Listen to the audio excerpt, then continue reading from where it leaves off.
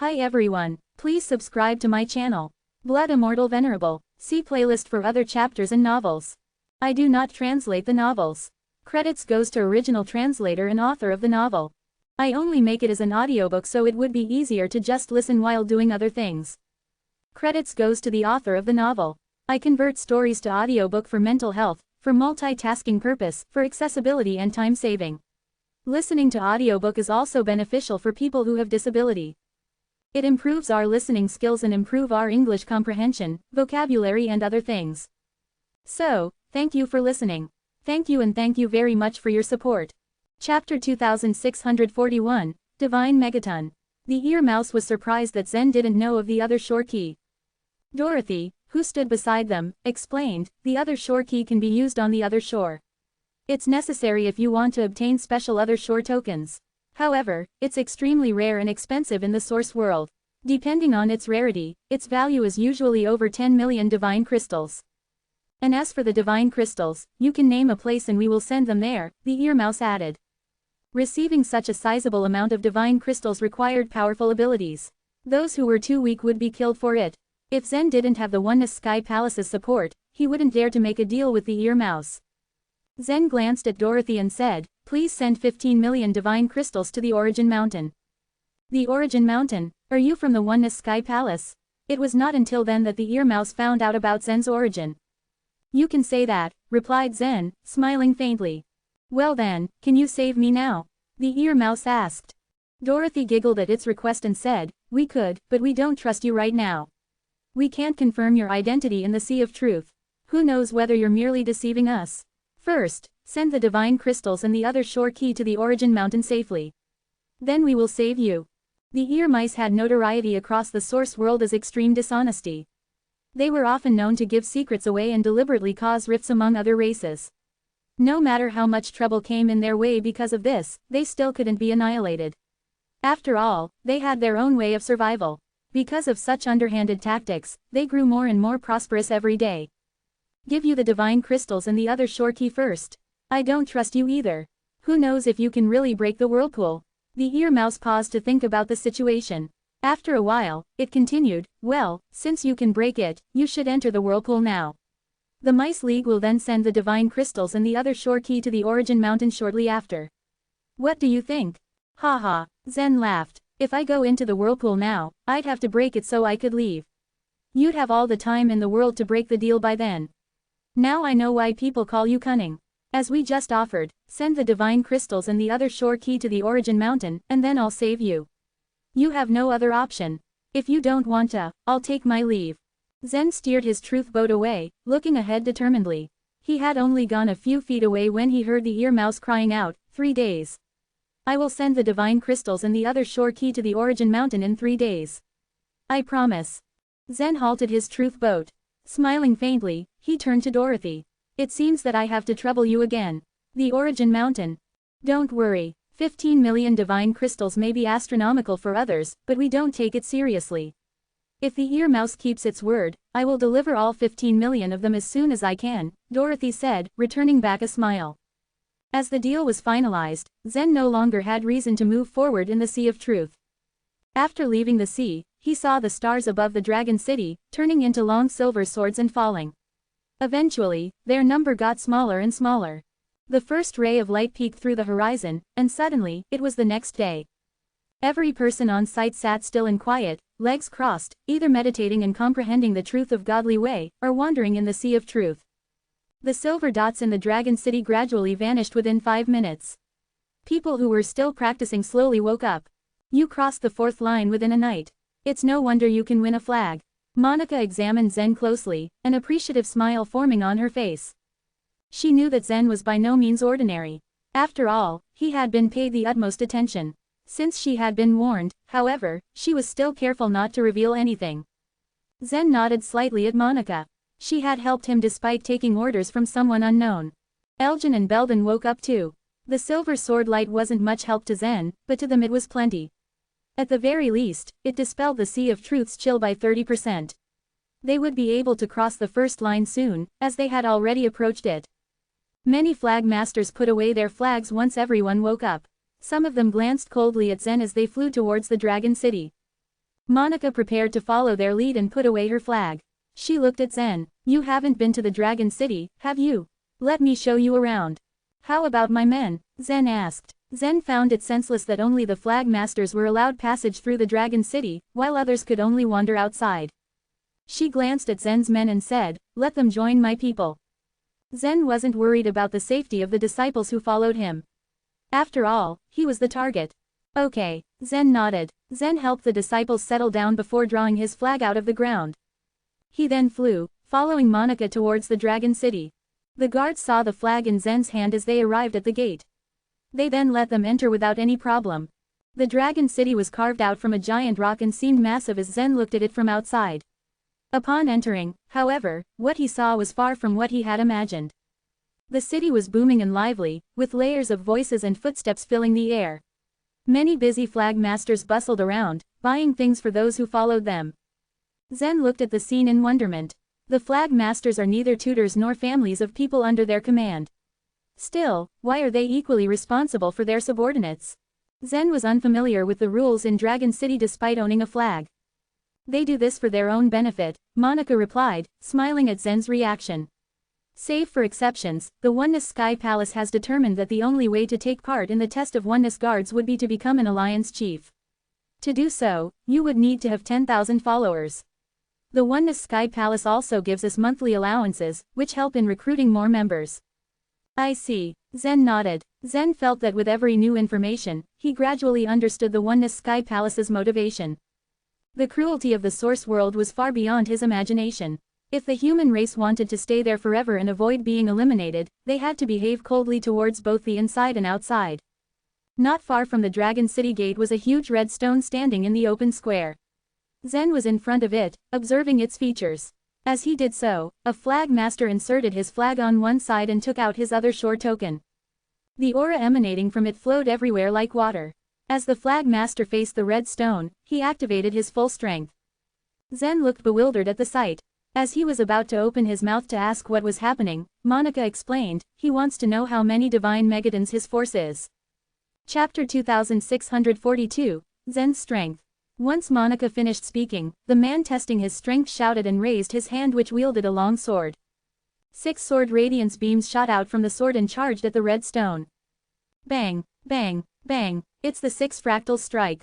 He has mastered it well. However, his other shore token is nothing unique. It's an ordinary heavenly cyan stone, Monica explained while shaking her head. Although she didn't hold this flag master in high regard, he was nevertheless a powerful warrior of the other shore realm. In Zen's eyes, his strike was anything but weak. At the same time, Zen asked, you mentioned the divine megaton. What is it exactly? Look, Monica exclaimed as she pointed at the red stone. He was clueless to what the red stone was made of. It didn't crack under the powerful hit of a warrior of the other shore realm. No damage was evident on its surface.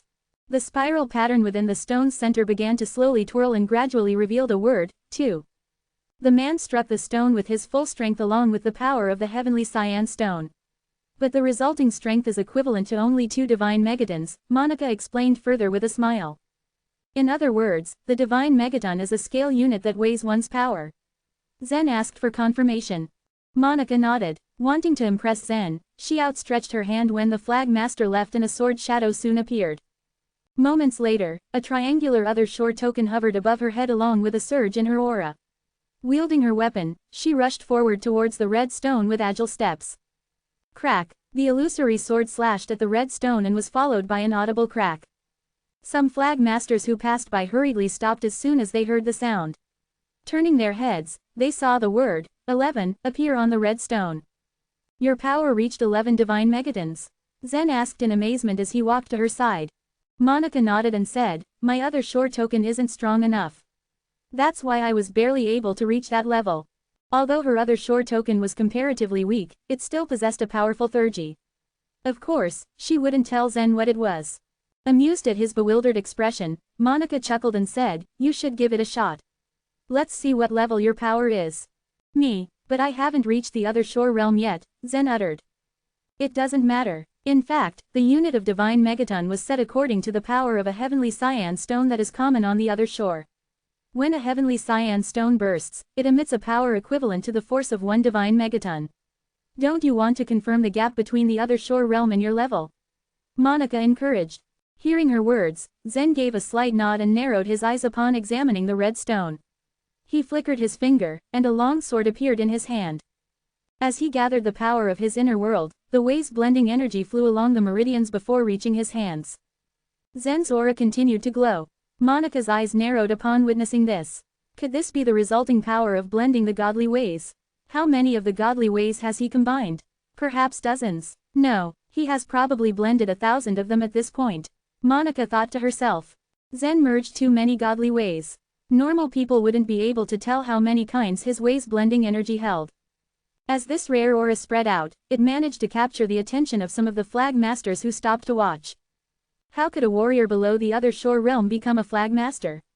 That's quite odd. What kind of power is it? It doesn't appear to be a truth of godly way. Whatever it is, it's certainly powerful. A few of the highly perceptive flag masters were also intrigued upon discovering Zen's unusual power. As the flag masters attentively gazed, Zen raised his eyebrows before slashing the red stone with his sword. Instantly, his way's blending strike exploded upon contact with the red stone. The moment the stone absorbed all of the energy Zen had unleashed upon it, the deafeningly loud explosion bounced off and echoed within the square. The word, 1, appeared on the red stone as soon as the way's blending energy's light disappeared. A smile spread across Zen's face once he saw the number. Does this mean my strike force has reached 1 divine megaton now? Quote. Monica was stunned into silence and forgot to answer Zen. The other flag masters who witnessed the scene stared with eyes as wide as saucers. Flag Master Monica, Zen called out, breaking the silence that hung in the air. Monica came back to her senses and composed herself before replying, correct me if I'm wrong. You didn't even use the truth of godly way to do that, did you? Zen nodded to confirm, I have yet to cultivate any truth theurgy. Monica was baffled by his remark. Once a warrior could reach the other shore realm, 1 divine megaton was the least amount of force that they could achieve. Many would opt to fuse another shore token immediately after crossing the Sea of Truth, usually the heavenly cyan stone. The flag master who struck the stone before Monica had used the same stone along with a truth theurgy, the 6 fractal strike. However, he just barely managed to achieve 2 divine megatons. Zen, on the other hand, only crossed the 4th line and managed to achieve a divine megaton without using a truth of godly way. In terms of power alone, Zen was comparable to the weakest other shore realm warriors. You shouldn't have come to Dragon City, Monica uttered in a low voice as she shook her head from side to side. She knew deep in her heart that Zen ought to be sent directly to the top of the Oneness Mountain. However, she couldn't fathom the thoughts of those leaders. What's the big deal? Anyone who has wasted their time on blending godly ways could achieve the same result, one of the flag masters standing not far away pointed out indifferently with a scornful smile plastered onto the corners of his lips. But how many idiots in the world are willing to waste time on doing that? When one reaches the other shore, any other shore token they choose to integrate would be more powerful than this blending. The flag master who spoke was one of Galen's followers. Witnessing the sheer strength that Zen had just displayed, he naturally began to doubt his abilities with his words. Really, I wonder how strong you were when you had yet to reach the other shore realm, Flag Master Filbert. Perhaps 1/10 of Zen's current level. Or even less, Monica retorted. In Monica's eyes, even the disciples on top of the Oneness Mountain could hardly reach 1 divine megaton with the use of their strongest truth theurgy, much less Filbert when he was still a true god. Filbert let out a cold snort and hurried away as he carried the flag on his shoulder. Monica turned to Zen and said, don't mind Filbert. Once you reach the other shore realm, people like him will have no right to belittle you like that. I don't care. Zen shook his head. He realized now that staying in the Dragon City meant that he had no choice but to constantly improve his strength and gain the recognition of the Oneness Sky Palace. Alright, come with me. It's time you chose some truth theurgies, Monica said. Zen nodded in agreement and followed her into the depths of the Dragon City. At the peak of the Origin Mountain, a huge transmission array constantly flashed blue and white. Soon after, a short figure emerged. It was a golden-haired ear mouse. This transmission array was used by the Origin Mountain to connect to the outside world. On either side of it stood guards who were highly cultivated. They were all strong warriors of the other shore realm. Once the guards saw this golden-haired ear mouse, they were baffled. With a high-pitched voice, the mouse requested, tell your master to come here at once. Chapter 2643, Truth Swordsmanship Manuals. A high cultivation level was needed to meet the head of the Origin Mountain. This standard was almost met by the golden-haired ear mouse, but, it turned out, it still was not enough. A guard stepped forward and asked, "Why do you need to meet our master? If you have something to say, I can just deliver the message for you." Upon hearing these words, the golden-haired ear mouse tossed a space ring. Click! The space ring hit the ground and emitted the aura of divine crystals. Then, one by one, glittering and translucent divine crystals flowed out of it like water. "Here are 15 million divine crystals." With a flip of its claw, the golden-haired ear mouse revealed a small sheet with an 8 diagrams pattern. "This is another shore key," it announced. The golden-haired ear mouse was one of the important leaders in the Mice League. It was tasked by the top managers of the Mice League to send 15 million divine crystals and another shore key to the Origin Mountain. The golden-haired ear mouse did not initially agree, but it could not subvert the orders of the Mice League. For it, 15 million divine crystals were too much, even if the ear mice were usually capable of earning money fast. The guards stared at the overflow of divine crystals. They had never seen so many in real life before. "I'll go inform the elders," one of them announced. The guard transformed into a light and flew into the Origin Mountain. However, the head did not show up. Instead, Winchell, Dorothy and Felicity came. Impressive, Dorothy thought to herself. The ear mice have lived up to their reputation. They can indeed gather divine crystals quickly. She stared at the divine crystals with joy and longing. Felicity and Winchell already knew this would happen. Dorothy had informed them the previous night. Face to face with the golden-haired ear mouse, Winchell exclaimed, "What a rare visitor. I didn't expect you'd be here." The golden-haired ear mouse was quite well known, although not any stronger than Winchell. Of course, Winchell made sure to receive it hospitably. "I'm only here for one reason. I want to meet that person," the golden-haired ear mouse asserted. The ear mice were all greedy for money and were good at making money. They wanted to sell the significant information to the other races in the source world that the man who could rescue those trapped in the whirlpools was in the Origin Mountain. By doing this, they could easily earn the 15 million divine crystals back. Dorothy frowned and looked at Winchell. "Uncle, please don't agree," she pleaded. Winchell, of course, knew better. He shook his head and curtly said, "We can't do that. He's too important. The divine crystals you give us are enough. We will help you rescue that ear mouse trapped in the whirlpool." The golden-haired ear mouse frowned. Although the Mice League asked it not to make trouble, it couldn't just give them the divine crystals that way. "A deal is a deal. How do you expect me to feel at ease without meeting that man?" Winchell smiled. "We'd rather cancel the deal than have you meet him." Seeing Winchell's determination, the golden-haired ear mouse no longer insisted. It needed the Origin Mountain's help, after all. In the end, it tossed the other shore key to Winchell. "I hope that you won't let us down," it warned before it left. As soon as it was gone, Dorothy picked up all the divine crystals and put them in the space ring. Then she took the other shore key from Winchell. "You are good at doing business." Winchell snickered after leaving the transmission array. There were 15 million divine crystals in the space ring. It was a colossal sum even to the people of the Origin Mountain. Dorothy and Zen made a trip to the Sea of Truth and earned it effortlessly. "Perhaps we got lucky. Maybe the ear mouse trapped in the whirlpool is the son of their head. They are usually stingy. They wouldn't just pay such a large sum," Dorothy said with a smile. It wasn't every day that they encountered anything like that in the Sea of Truth. Dorothy and Zen had then crossed the 4th line.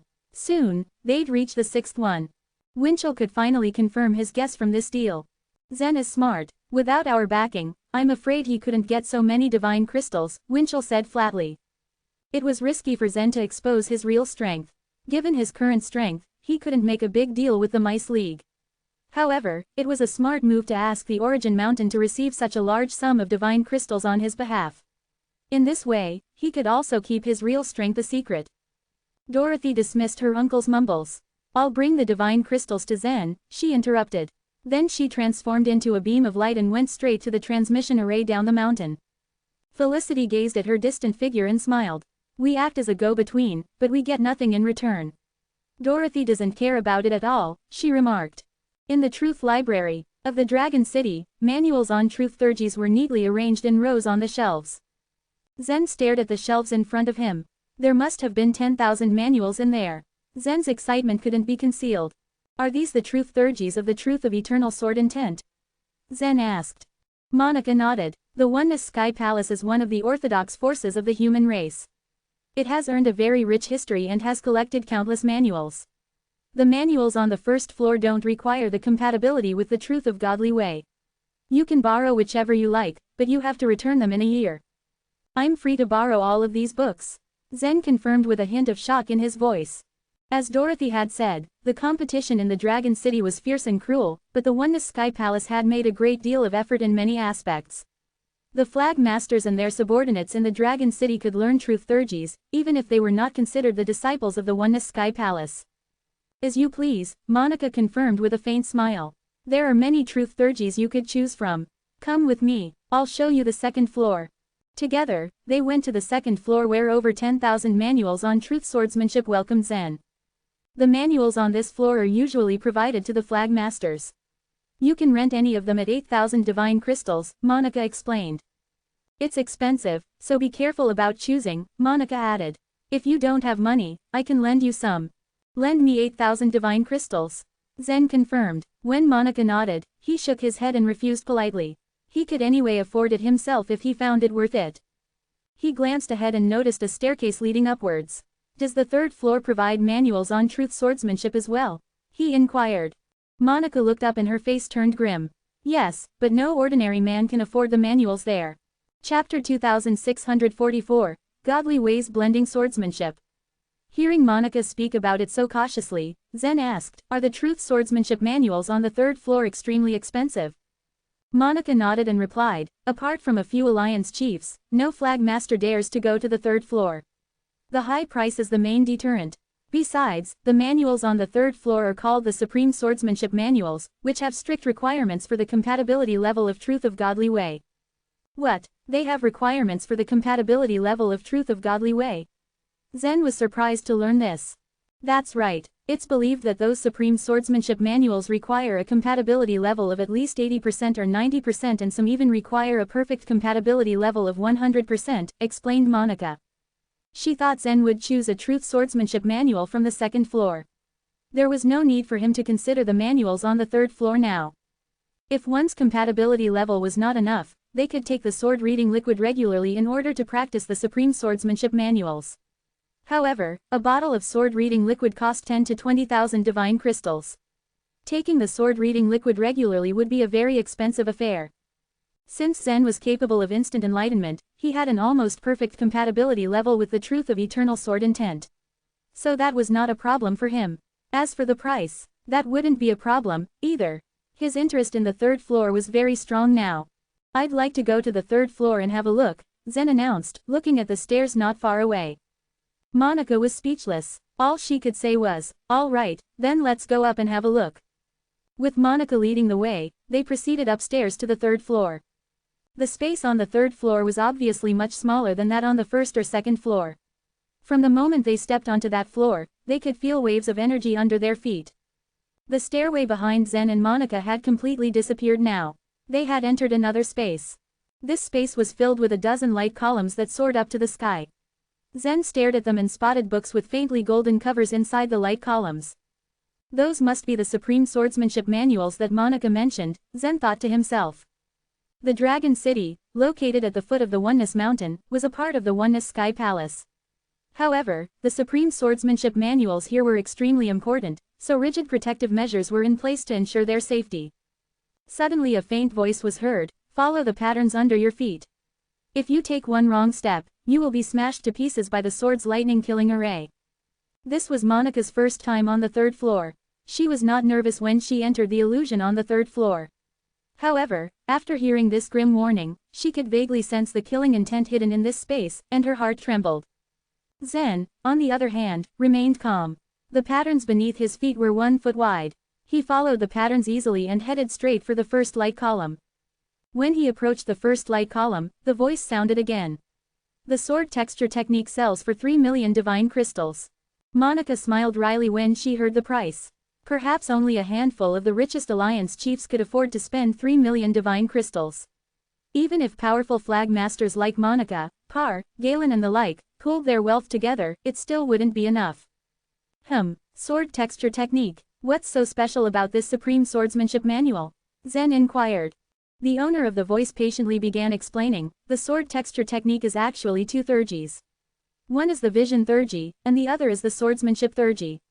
With these theurgies, one can look through every flaw in the world.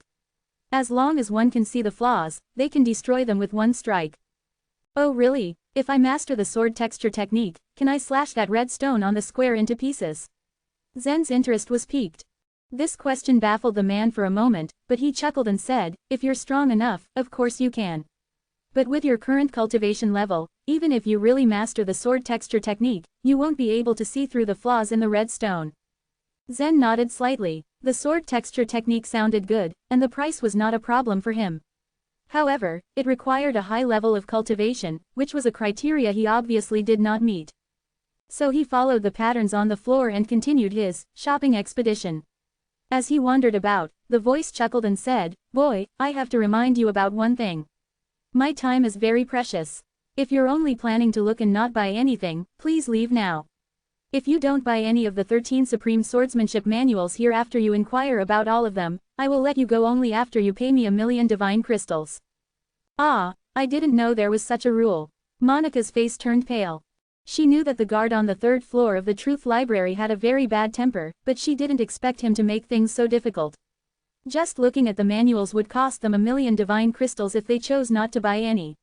No one could afford such an expensive tour. When she remembered how angry an Alliance chief had been after he returned from the 3rd floor, it suddenly occurred to her what might have happened to him. Clearly, it was not that easy to get into the 3rd floor. Zen, let's leave, Monica suggested timidly.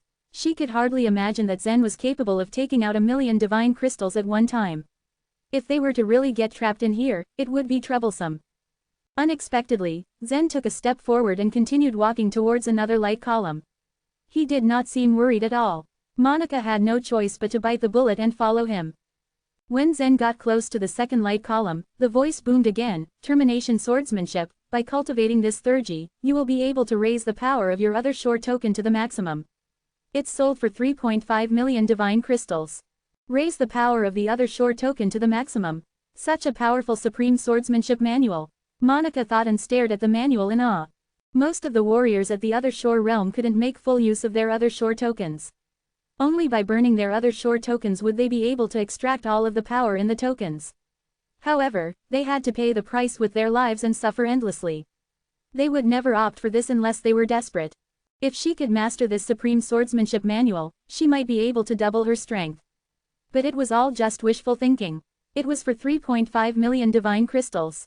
Even if she sold herself, she wouldn't get that much money. This Supreme Swordsmanship Manual was useful, but Zen hadn't merged with any other shore token. He kept it in mind for the future when he would merge with another shore token. So he continued onward to the other light columns.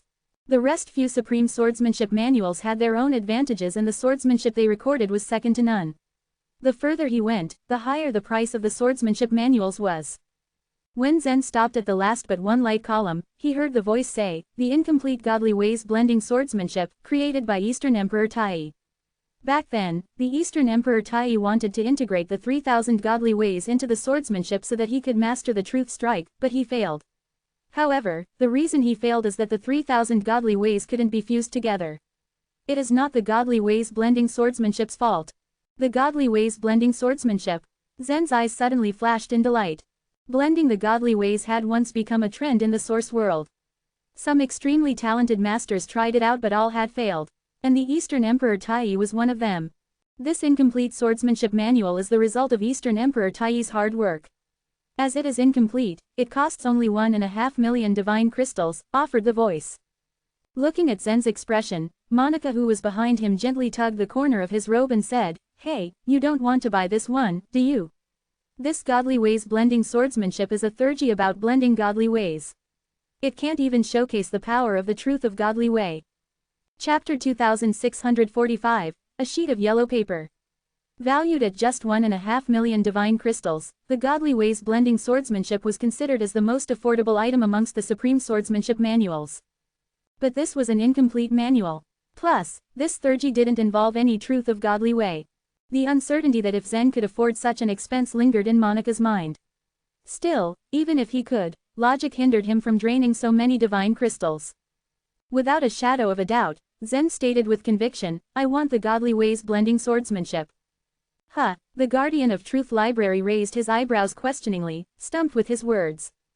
It was Eastern Emperor Tai who invented the godly ways blending swordsmanship, so the strength it held was indeed powerful and impressive. But this manual was an incomplete one, and it was common sense that blending godly ways wouldn't work.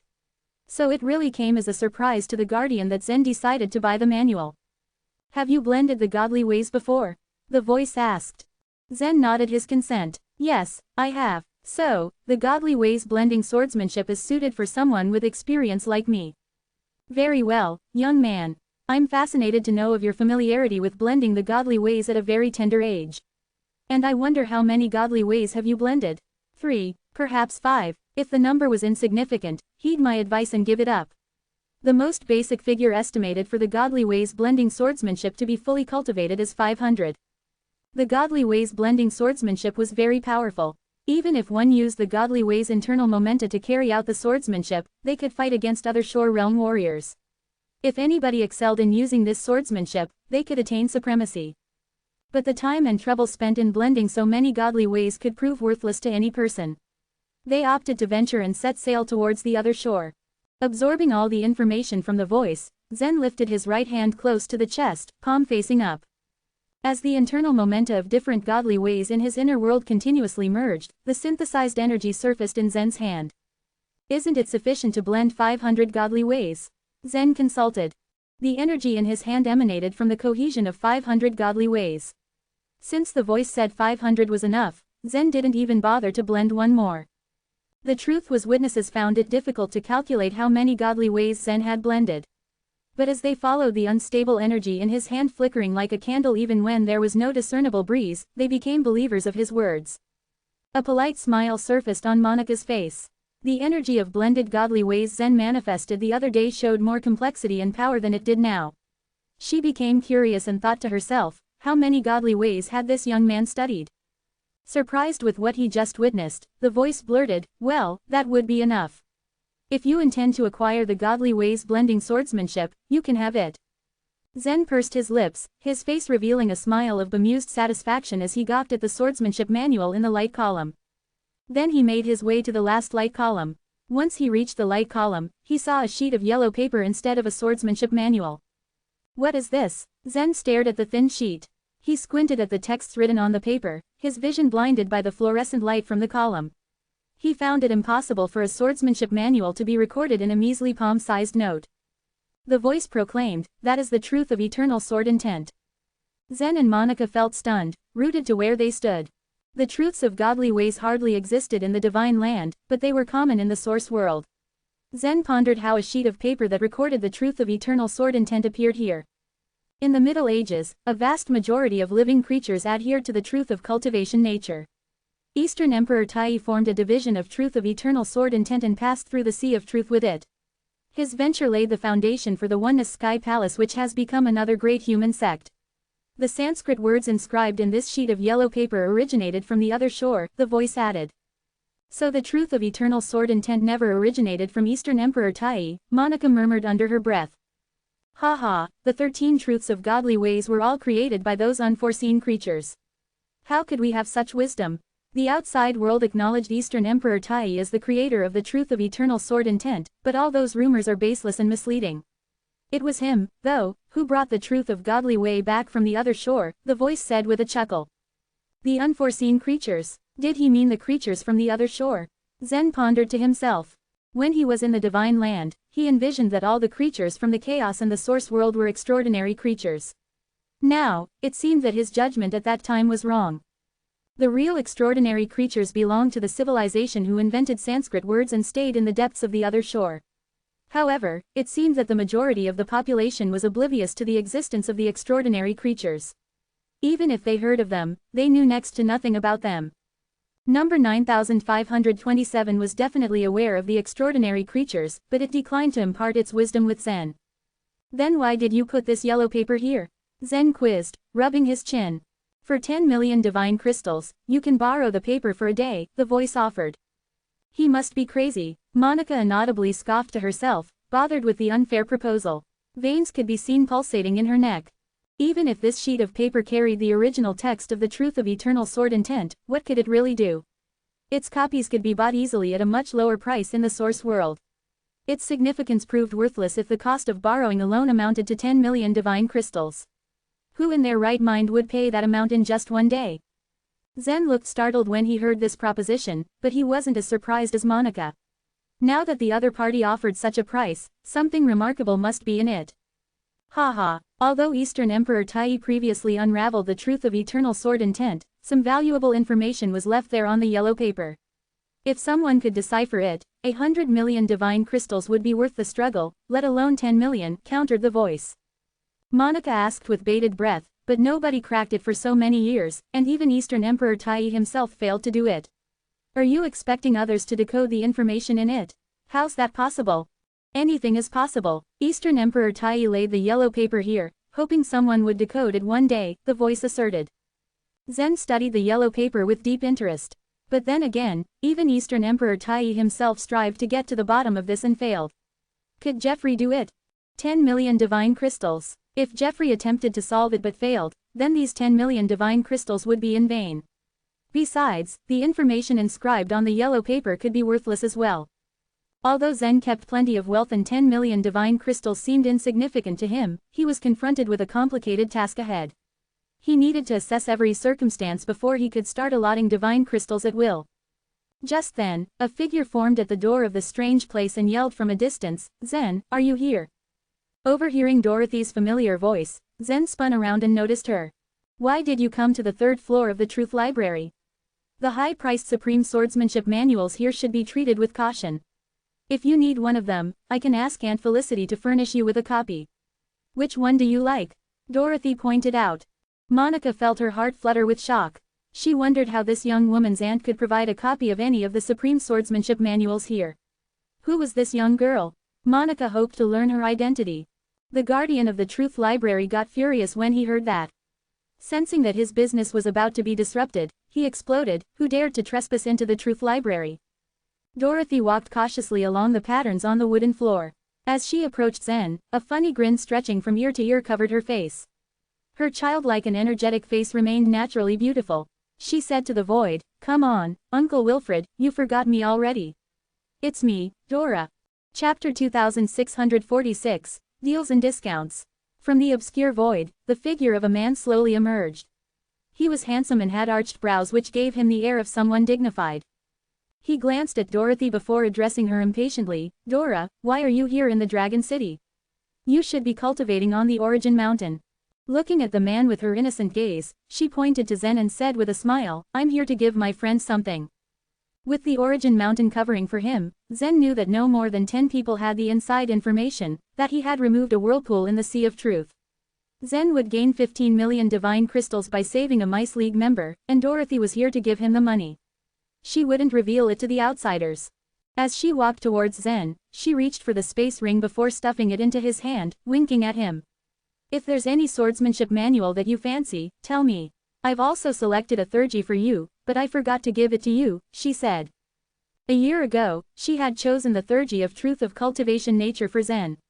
But he hadn't returned to the Sea of Truth for a long time. And in the last few times he had been on the sea, he had been in such a hurry that she had forgotten to give it to him. Wilfred had been keeping a close eye on Zen. From his observations, he concluded that Zen was a man who had all the means necessary to afford the swordsmanship manuals that were offered. Over the past few years, few people had visited the Truth Library's third floor. Meeting a rich man who could afford the manuals there was hard to come by, and yet here was Dorothy offering a manual to him for free. How on earth could Wilfred be happy? "Dora, even if the Origin Mountain has copies of those Supreme Swordsmanship manuals, you can't do this. This is the Dragon City, after all," Wilfred reminded her. "What's the big deal? If it weren't for the Oneness Sky Palace, Grandma would have passed even the Origin Swordsmanship to him. We don't want any of your manuals." Dorothy pouted her lips to drive her point home. "What?" Dorothy's words left Wilfred flabbergasted. Monica's body shook violently when she heard this. Although she was aware that Zen possessed quite the background, the Origin Swordsmanship was the most powerful skill ever achieved by the head of the Origin Mountain. This kind of thurgy was only reserved for those who were descendants of the direct line. It sounds like Zen had the chance to cultivate the Origin Swordsmanship, but was stopped by the Oneness Sky Palace. What happened? Monica thought. Not being able to find out the truth, she sought comfort in knowing that Zen's background exceeded her expectations. Wilfred shared the same sentiments. He had thought that Zen was a member of a large clan who was blessed with an absurd number of divine crystals. But if what Dorothy said was true, then the entire situation was not at all what it seemed. Wilfred's expression changed in the blink of an eye as he wore a flattering smile. These supreme swordsmanship manuals are the fruits of the Oneness Sky Palace's hard labor. Even if the Origin Mountain wants to pass a copy on to one of its disciples, it must consume merit points. You'll be pleased to know that I offer prices that are quite reasonable compared to precious merit points. Every cultivator who had used the manuals could easily be traced and tracked down. This prevented them from giving the manuals to others in private. If anyone was caught doing such a crime, they would be severely punished. Dorothy mentioned that she would send a copy to Zen. However, this would consume the Origin Mountain's merit points. Grandma could care less about the merit points, Dorothy injected as she shared her grandma's opinion as well. Well, perhaps we can negotiate. I'll offer you a 20% discount for the Supreme Swordsmanship Manuals. What do you say? Wilfred proposed to Zen. Dora, thank you for your help. But since I'm in the Dragon City, I intend to stay in it by following its rules, Zen addressed her. Although he didn't bear a grudge against the Origin Mountain after Dorothy's words, Zen had no intention of owing the mountain too many favors.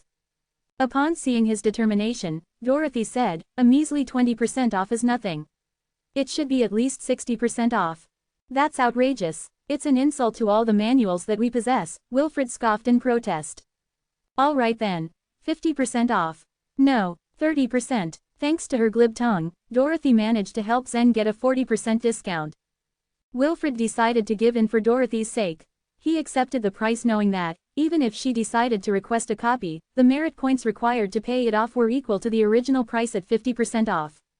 Monica was surprised by what had just happened. A 40% discount would certainly save Zen tons of divine crystals. She was intrigued by the woman who had just bargained with the Truth Library's owner so skillfully. After the discount was confirmed, Zen began to choose. His first selection was the Godly Ways Blending Swordsmanship. Although he possessed the Imperial Sword Seal, using it on the Soaring Snake Sword would increase the risk of revealing his true identity. If the Godly Ways Blending Swordsmanship could enhance the Ways Blending Strike's power, then he would certainly prioritize it. Why not choose a Thurgy based on the truth of the Godly Way? Why do you only wish to have a Thurgy based on the Godly Way? Dorothy inquired. Zen was observing all the light columns one by one. He had memorized the Supreme Swordsmanship Manuals, and so when his gaze fell upon the 9th light column, he knew exactly what it was, the 9 flashlight splitting swordsmanship. It was very powerful, and it didn't require the support of the other shore token. I'll take this one too, Zen announced. He had managed to strike a bargain by purchasing 2 Supreme Swordsmanship Manuals with 3.2 million divine crystals. To an ordinary person, this would seem like an absurd amount. To Zen, however, this was nothing. He still had lots of divine crystals left in addition to the space ring that Dorothy just gave him, which was equivalent to 15 million divine crystals. The yellow paper which recorded the truth of eternal sword intent also piqued his interest. However, he had no intention of borrowing it this time. Once Zen finished selecting, the 3 of them left the 3rd floor together. Before leaving, he turned around and asked, could I possibly get a 40% discount on the 2nd floor swordsmanship manuals too? Before Wilfred could open his mouth, Dorothy already answered for him. Certainly, I wouldn't want any of the manuals on that floor anyway. I think a 90% discount will be more suitable. Wilfred smiled bitterly. People always talked about how the Origin Mountain Head's granddaughter was blessed with both charm and cunning, and today he just witnessed it firsthand. He replied, 40%. That's final. Alas, I've lost heavily today. As he roamed the 2nd floor, Zen managed to select 8 Truth Swordsmanship Manuals. These were prepared specifically for the disciples of the Swordlight Palace, including Elgin and Belden. In fact, one of the Flag Master's responsibilities was to purchase swordsmanship manuals for their people. Most of them limited their selections to those on the 1st floor. Only Alliance chiefs would be as generous as Zen. Once finished with his selections on the 2nd floor, they made their way down to the 1st floor. It was abundant with free manuals which required only little talent to use. The massive number of manuals left Dorothy baffled with how many manuals the Oneness Sky Palace really contained. With this realization, she couldn't offer any advice to Zen. On the contrary, Monica proved to be quite knowledgeable and skilled as she quickly recommended 70 to 80 manuals to Zen. Just as the trio was about to leave the Truth Library, they heard a strange voice. Is that the Dragon City's youngest Flag Master? He's selecting swordsmanship manuals. Zen raised his head towards the voice's direction and realized it was Hardin. He was accompanied by a row of disciples who were adorned in white robes. Galen gave Zen an evil smile. What was Hardin doing in the Dragon City? He wasn't a flag master. How did he manage to get in? Just as Zen was pondering on this, Hardin gazed longingly at Dorothy. His eyes lit up and his heart rate began to pick up. I've never seen such a beauty before on your team until now. Hardin inched closer to the group. Letting out a little chuckle, he addressed Dorothy by saying, I don't think following this guy is such a good idea, beauty. His death is imminent. Let me introduce myself. Hardin Zhao, future flag master. I'll make you an offer you can't refuse. Join me and your future will be set in stone as a bright, promising one. Chapter 2647, Offend the Wrong Person. Before Zen and Monica could say anything, Dorothy raised her exquisite eyebrows and said, Join your team. Who do you think you are? Hardin leered at her with a lustful smile. Master Galen is going to be promoted to an alliance chief soon, so once I reach the other shore realm, I will take over his position and become the new Grand Flag Master. Don't you think I am qualified? Seeing Hardin's eyes sweep up and down Dorothy's body, Zen clenched his jaw. Let's go, he said coldly. But before they could move, Hardin stepped in front of Dorothy and blocked her way. With the lecherous smile still on his face, he said hurriedly, if I become a Grand Flag Master, I can help you become a Flag Master too. This is a chance you don't want to pass up. Dorothy's gaze grew colder when she heard his words. Get out of my way, she snapped. Knowing that his fellow disciples were watching him get scolded by this beauty, Hardin felt humiliated. He immediately replied in a threatening voice, just appreciate my kindness. One can't fight in the Dragon City, but outside the Dragon City. Before he could finish speaking, however, Dorothy suddenly raised her hand. Hardin's eyes widened in surprise when a sharp sword radiance flashed in the air. He hadn't even noticed Dorothy drawing her sword. The sword radiance was fused with the truth of godly way, and it flew so quickly that even Galen, who was standing behind Hardin, didn't see it coming. The sword radiance grazed the left side of Hardin's body. Ah! The next moment, Hardin's left arm fell to the ground. How fast! Zen exclaimed inwardly in shock. He hadn't seen Dorothy's true strength on the Sea of Truth. Most of the time, she had relied on the necklace of mystic soul hanging on her chest, so he hadn't expected that she would have cultivated her theurgy to such a high level. Her sword radiance was so sharp that even Zen wouldn't be able to go up against her. Galen's face, on the other hand, contorted in a mixture of shock and anger. Dragon City had its own laws. Even though Galen hated Zen to the core, he could not kill him in the Dragon City. Otherwise, he would find himself in great trouble. That was why he intended to lead Zen into the Tower of Life and Death and end his life there. However, this girl didn't seem to respect the laws of the Dragon City and had attacked head-on. How dare you commit violence in the Dragon City? I have no choice but to arrest you on behalf of the City Lord, Galen said as he strode forward. He knew the laws of the Dragon City, as well as how to take advantage of them. Now that this girl had attacked his man first, he had no scruples anymore. With his aura growing stronger, Galen dashed toward Dorothy. Just when he was about to catch her, Monica slightly moved forward and unsheathed her sword. Galen Wong, if you don't want to die, stop right now, she said coldly. Galen was not on good terms with Monica, but usually, he would not go against her just like that.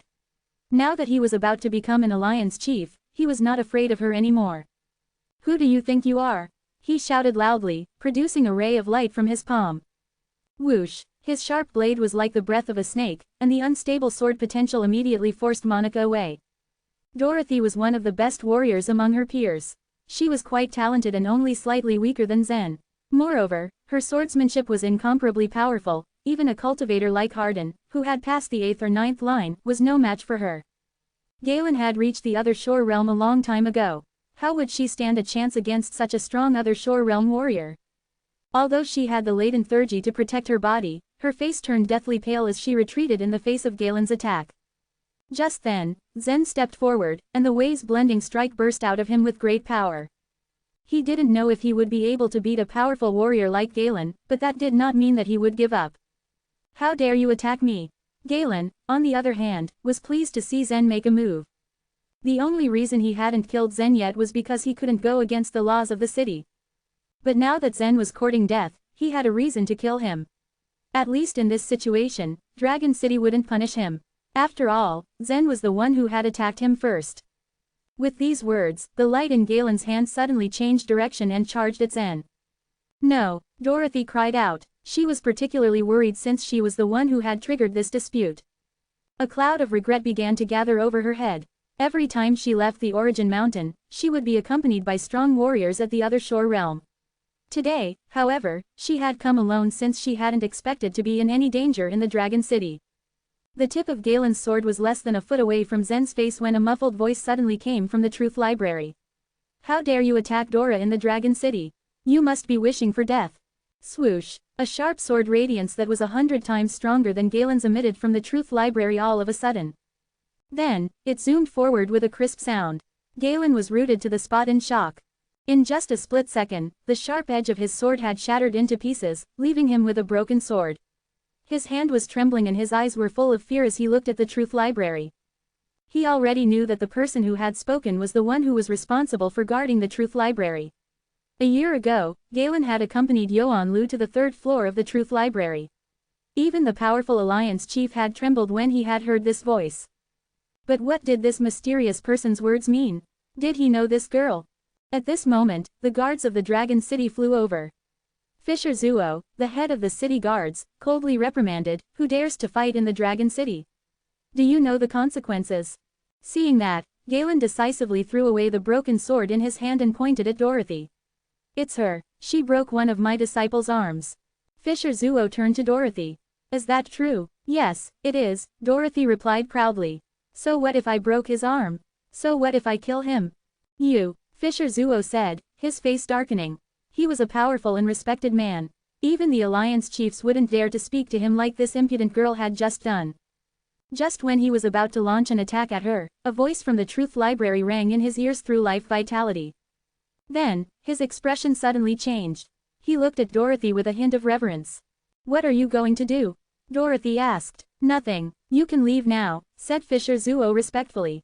Seeing the change in Fisher Zuo's tone and expression, Dorothy glanced at the Truth Library and made a face. Then, she said to Zen, "Let's go."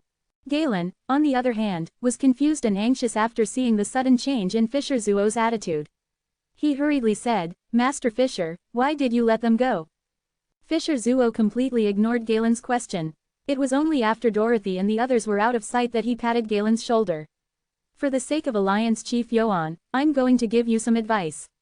There are some people whom you should never provoke. If this girl asked me to kill you, I'm afraid I would have to follow her order. Take care of yourself." Then, Fisher Zuo walked away with his men. Galen stood there with a shocked expression on his face, wondering what Fisher Zuo's words meant. Chapter 2648, Distribute the Swordsmanship Manuals. Dorothy's mood wasn't affected too much due to the fight. She rarely descended the mountain, so she was enjoying walking around the Dragon City with great interest. Monica acted as a temporary but excellent guide. She gave Zen a thorough understanding about the Dragon City. That is the Tower of Life and Death. In case of an unsolved conflict, people can decide there, through a battle, Monica said, while pointing at a white tower, not far away. Zen could feel a strong malicious aura resonating from the white tower. Obviously, after every battle, the tower was always sanitized. However, it still bore some marks of bloodstains. There were all kinds of people who entered and resided at the Dragon City. Many of them came from large and powerful clans. It was therefore conspicuous that there would be conflicts among them to appease their own vested interests. Hence, the Dragon City built the Tower of Life and Death and adopted such a barbaric method to solve these contradictions. "That's the Blood Purification Hall," Monica said, as she pointed to another triangular white building. "It is said that when one becomes an Alliance chief, they will be rewarded with a drop of the Divine Emperor blood." As Monica imparted this information, a look of yearning appeared on her face. "The Divine Emperor blood?" Zen asked, stunned. Dorothy indifferently said, "It's the Divine Emperor blood of our Oneness Sky Palace." After Zen heard this, realization dawned on him. Since the Nine Li race had its own blood, the Oneness Sky Palace would definitely possess its own blood too. So then Dora's blood must be extraordinary, right? Monica suddenly asked. She was curious about Dora's identity. She knew that the strong master's descendants, at the top of the mountain, were most proud of their true blood, but less about their talent. Dorothy smiled faintly and chose to ignore her question. Only after the three of them arrived at the gate of Dragon City, did Dorothy decide to leave them. Wow, a whole day passed by so quickly. All right then, let's go and gather our people, said Monica. Where are they now? Are they outside the Dragon City? Zen inquired. He saw a vast expanse of plain outside the Dragon City, but no one on it. Numerous people were under each flag master's command. It was impossible for so many people to stay put in a place, without doing anything. You'll know about it soon, said Monica with a smile. Soon she led Zen towards the northwest. After they traveled for more than 300 miles, many low houses started to appear on the bare plain. Later on, they began to take shape of a large market. Actually, the subordinates of the flag modders also needed some basic goods and demands for trading.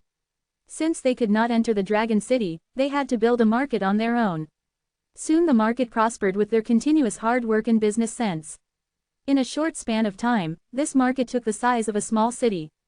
As Monica summoned their members, Zen quickly noticed the disciples from the Swordlight Palace, including Belden and Fegan. They seemed to be in good spirits, and even seemed reluctant to leave the bustling market.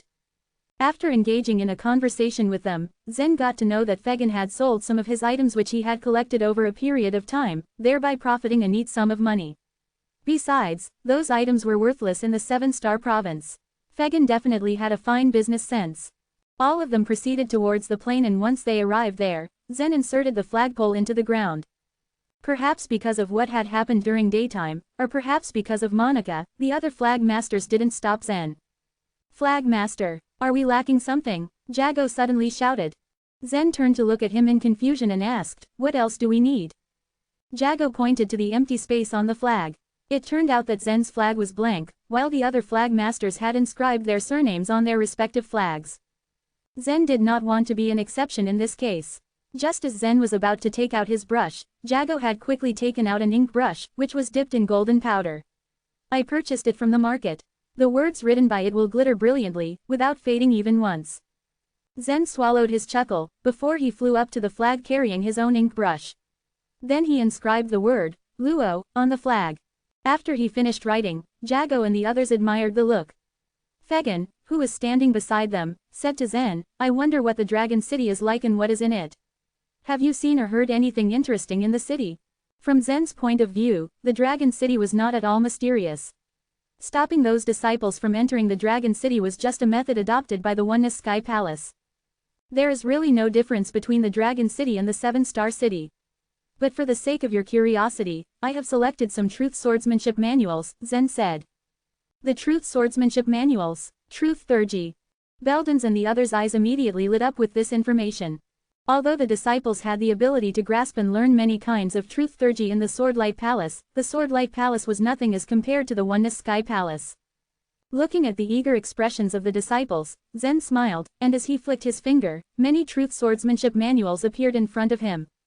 Kenom, distribute these manuals to everyone, Zen said. Yes, Flag Master. Without wasting a second, Kenom set to work in distributing them. However, Zen suddenly stopped him and asked, what is the matter with you today? You are behaving very differently.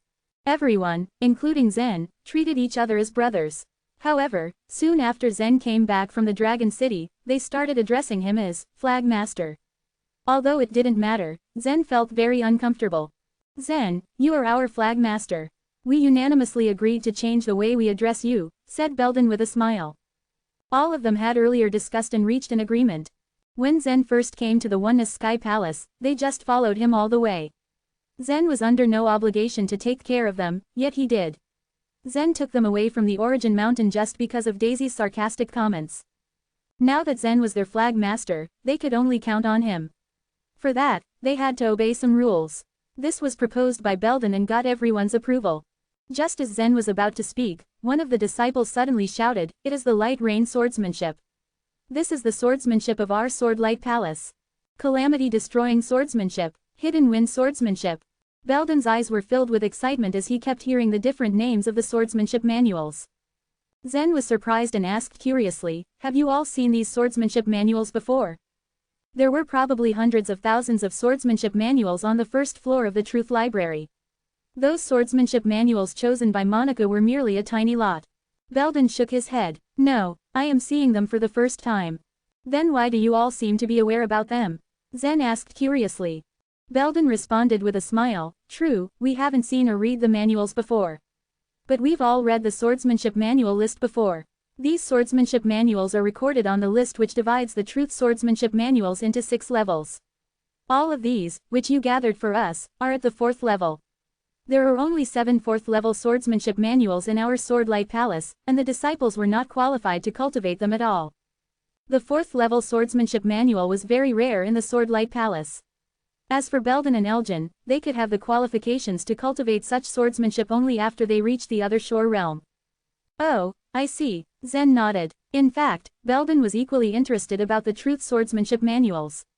He and Elgin impatiently waited as Kenelm distributed the swordsmanship manuals. However, after Kenelm finished handing out them, they realized they were still short of the manuals. They looked at each other in disappointment, and finally looked at Zen.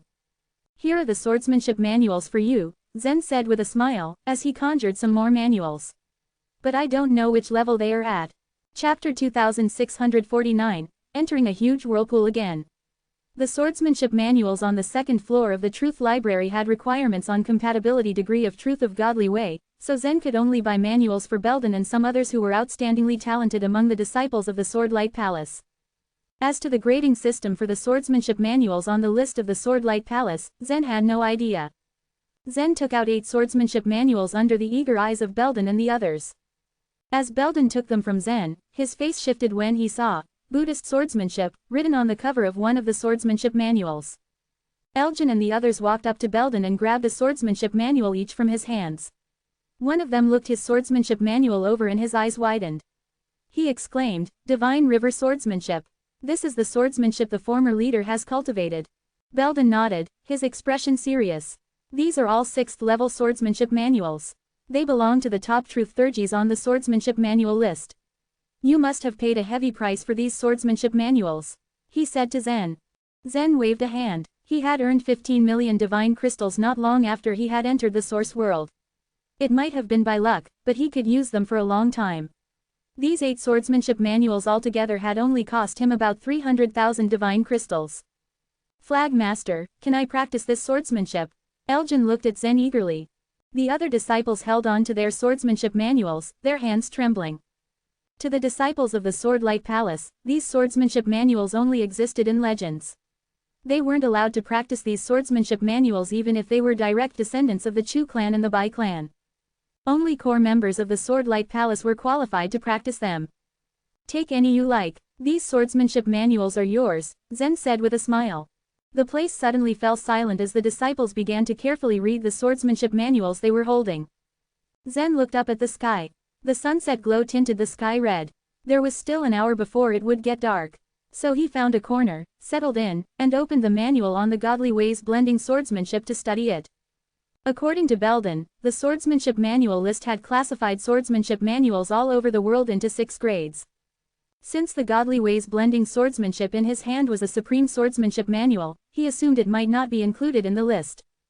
But the supreme swordsmanship manuals were probably not the top swordsmanship manuals. The swordsmanship thurgies that ensured the high status of the Oneness Sky Palace could not be measured by divine crystals. For example, the origin swordsmanship that Dorothy had mentioned was a unique skill of the master of the Origin Mountain. It was impossible for this origin swordsmanship to appear in the Truth Library. Zen turned a page of the manual, and was surprised as he saw the first line on the first page. It was not about the swordsmanship, but a series of questions and answers from the same person. What is the truth? The truth is something that is always right regardless of time or place. Is it only a dream for one to achieve success in blending the godly ways? Everything in the world follows the same rule, and only by keeping to your original aspiration will you achieve success. As he progressed, Zen felt that this book was more like a record of Eastern Emperor Taiyi's understanding of blending the godly ways than a book of thurgy. Looks like this guy was very ambitious when he compiled this godly ways blending swordsmanship. Number 9527 chimed in after a long period of silence. He really thought he could comprehend the truth strike. It looked like blending the godly ways was really a trend back then, Zen said. Of course, if one can really blend the godly ways, they can comprehend all the truth theologies from the power of the godly ways' great unity and surpass all the chaos ancient gods, and even surpass history and time. And then they could become real immortals. Who could resist such temptation? Number 9527 chuckled. What a pity they all gave up in the end. You are probably the only one that hasn't given up. Zen shook his head and ignored No 9527's little speech. He wouldn't give up even if he were to fail. Besides, the way's blending energy wasn't weak. Cultivating the godly way's blending swordsmanship could give play to its advantage. Zen continued to browse the manual of the godly way's blending swordsmanship and was gradually immersed in the contents. His eyes became brighter by the second. There were only 3 recorded moves in the manual of godly way's blending swordsmanship. The 3 Annihilation Strike, the 6 Annihilation Strike, and the 1000 Annihilation Strike. He became more excited with each flip of the page. Eastern Emperor Tai, who was the creator of the Oneness Sky Palace, was indeed extraordinary. From the manual he had compiled, Zen could see that his thoughts were very clear.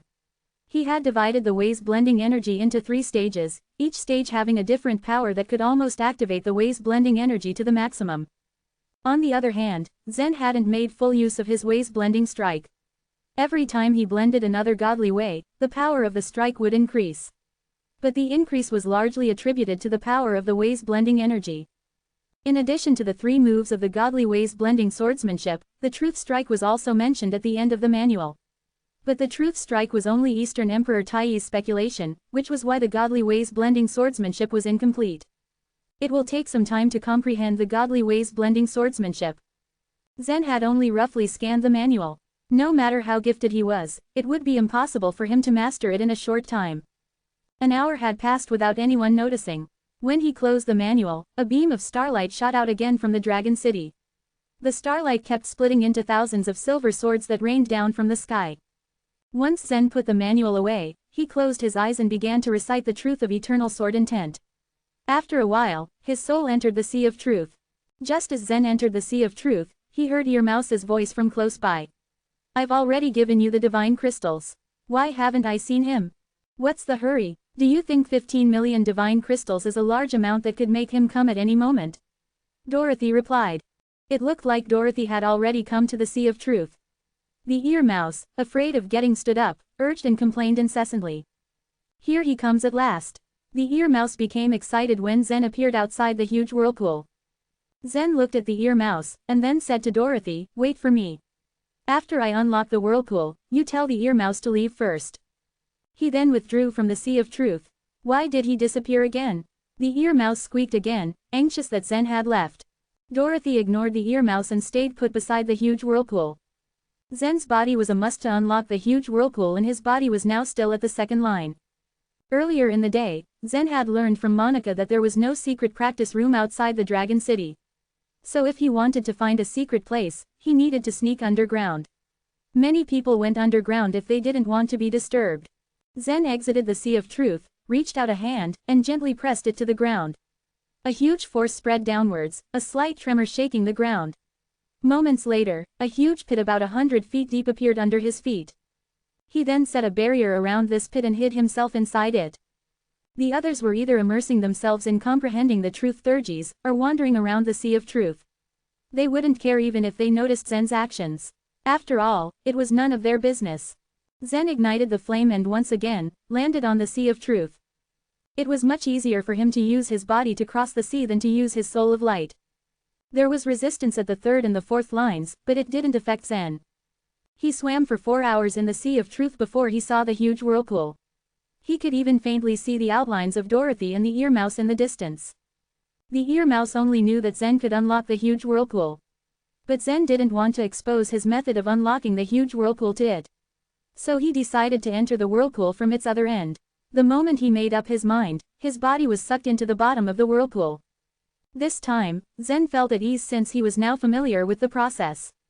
Chapter 2650, The Dark Region. Pulled by the tug of the water tornado, Zen soon fell into the bottom of the sea. When he looked down on the seabed, he saw the candlelight flicker continuously. He had been through this before, but the only difference was that the candlelight was yellow. It could have been possible that the whirlpool had been dyed. I wonder if green bats surround this candle as well, Zen thought to himself as he stared at the candle from a distance. But as Zen approached the candle, he suddenly grew more cautious and serious. The green bats were known to be powerful souls but posed no threat to Zen. Even so, he still didn't lower his guard, for he didn't know what dangers the green bats had in store for him. Zen reached his hand out to touch the candle. Out of nowhere, several rays of green light burst out of the space around him. 4 green bats emerged from the darkness shrouding the candlelight. However, he knew better this time. Without hesitation, he ripped these soul creatures into pieces with his strong arms. Just like what he did last time, he reached out his hand and extinguished the candlelight. Afterwards, the tornado at the surface of the sea vanished in the blink of an eye. Anyone observing the surface of the sea would notice that the dyed seawater was no longer hindered by the big whirlpool. Instead, it now surged in all directions quickly, spreading out the color yellow in the water. Needless to say, the ear mouse managed to escape from the large whirlpool, too. Squeak, squeak, squeak. Overwhelmed with excitement, the ear mouse could not help but express its emotions in its own language as its small truth boat circled around Dorothy. After circling Dorothy for a few times, the ear mouse stopped moving. Staring at Dorothy, it asked, "Hey, why are you not cooperating with me? Come on, this will be a profitable business. You see, a lot of people get trapped in the great whirlpools. If we work together and help them out, we can earn more than 15 million divine crystals." The ear mouse race was rich because they were all good at finding ways on how to make money. However, Dorothy replied indifferently, "We've already helped you out. We have no business with you. You are free to go now. Please reconsider. Think about it, this will be a great partnership between the Origin Mountain and us." The ear mouse continued to persuade Dorothy despite her disinterest. With ear mouse's persuasiveness, Dorothy was annoyed. She stared at the surface of the sea and began to feel anxious. She was sure that Zen would have given the candle to her if he had finished what he was doing. However, there was still no sign of him. Did he encounter any unexpected danger at the bottom of the sea? Dorothy thought. "I have no interest in cooperating with you. Get out of here, scram!" Dorothy shouted as her aura slowly became cold and dangerous due to the anxiety that she felt. She did not hide the fierce killing intent that radiated from her soul. Seeing Dorothy's sudden aggression, the ear mouse was taken aback. It did not understand why Dorothy had acted up all of a sudden. Disappointed by her refusal, the ear mouse frowned as it drove its truth boat away from Dorothy. However, its spirit was still high as it did not have any plans on giving up on its business. After the ear mouse receded from Dorothy's view, she heard a splashing sound behind her. Turning around to see what it was, she heaved a sigh of relief. "Did everything go well?" she asked in a relaxed manner. Throwing the candle onto Dorothy's truth boat, Zen smiled and asked, "Yes, everything went well. But why did the ear mouse keep pestering you? What was that all about?" Frowning, Dorothy replied, "It wants to do business with us by solving the other big whirlpools. Even if I want to do this type of business, I certainly won't need to cooperate with an ear mouse," Zen sneered. He did not have the slightest idea on what powerful creatures were responsible for putting the candles at the bottom of the Sea of Truth. But according to his estimation, he could steal maybe around 3 or 4 candles without being noticed. Adding more to this would probably catch the attention of the mysterious beings and would most likely get him in trouble. "Not to worry, I already refused and drove it away," Dorothy said, showing her sweet smile. "Hey, wait for me," Zen exclaimed as his body exited from the Sea of Truth. Afterwards, he returned with his soul of light and his truth boat. Now that he had settled down in the Dragon City, he did not need to think about his survival. With the help of the resources from the Oneness Sky Palace, Zen was bound to rapidly improve his cultivation base. After Dorothy gave the candle to Zen, there was nothing left to do but face the depths of the Sea of Truth. Meanwhile, in the endless dark region, a tentacle slowly moved in the bottom of the swamp. It moved and wiggled its way until it broke through the mud. As this happened, there was a flicker of light that shone through the swamp. This light, however, was a silver-white candle. In fact, light was regarded as the most valuable substance in the dark region instead of the usual soul pills. Because darkness engulfed the endless swamp, a single light of a candle was deemed to be precious. Whenever a candlelight was seen flickering, almost all kinds of creatures, including bats, mosquitoes, insects, and bugs would come together and rush over to the light as if they were being pulled by magnets. These light-hungry creatures were soul creatures, but were generally stronger than the souls of light. However, the candlelight could cause these soul creatures harm. As soon as one of them approached the light, they would be immediately ignited and burnt into ashes. But even if this was their fate, they still came to the light one after another. Tup. Meanwhile, the tentacle in the swamp kept on moving until it slapped the air unexpectedly. The candlelight was surrounded by a white circle that blocked the annoying soul creatures outside. Not long after, another figure appeared just around the white circle. This figure, however, turned out to be a woman in human form. On her back, she had a pair of large and beautiful butterfly wings which emphasized her slim figure. The woman was so noticeable that even in darkness, she was clearly seen by every creature. "Master Snape, why did you summon me?" the woman asked softly as she hungrily stared at the candlelight. "Are you aware that 2 candles were extinguished during the past month?" A strange and loud voice echoed from the bottom of the murky swamp. The woman got curious as she thought about how she would answer the question. After a while, she replied with another question, "Was there a huge storm in the sea?" "None that I know of," the strange voice responded. "Well, that seems to be pretty odd." The woman couldn't figure out any other reason for this big flaw. It was known that once a soul of light entered the sea of truth, it would soon be shattered into nothingness. Who could possibly extinguish the candles? She thought to herself in bewilderment. Wanting to get to the bottom of the issue, she followed up with another question, "Do you want me to send someone to investigate this problem?" "That would be unnecessary. We have already arranged so many candles. At the end of the day, it's inevitable for accidents to happen. But you need to be quick. There is no time to waste," the strange voice urged. "We are on the same page. We want to be faster, but the candles don't seem to be enough at the moment," the woman said as her face was painted in frustration. "Thousands of candles have been made in the hall. To ease your burden, I will ask them to send the candles to you at once," the strange voice replied. Hearing this, the woman could not help but smile from ear to ear out of joy. "Yes, Master Snape."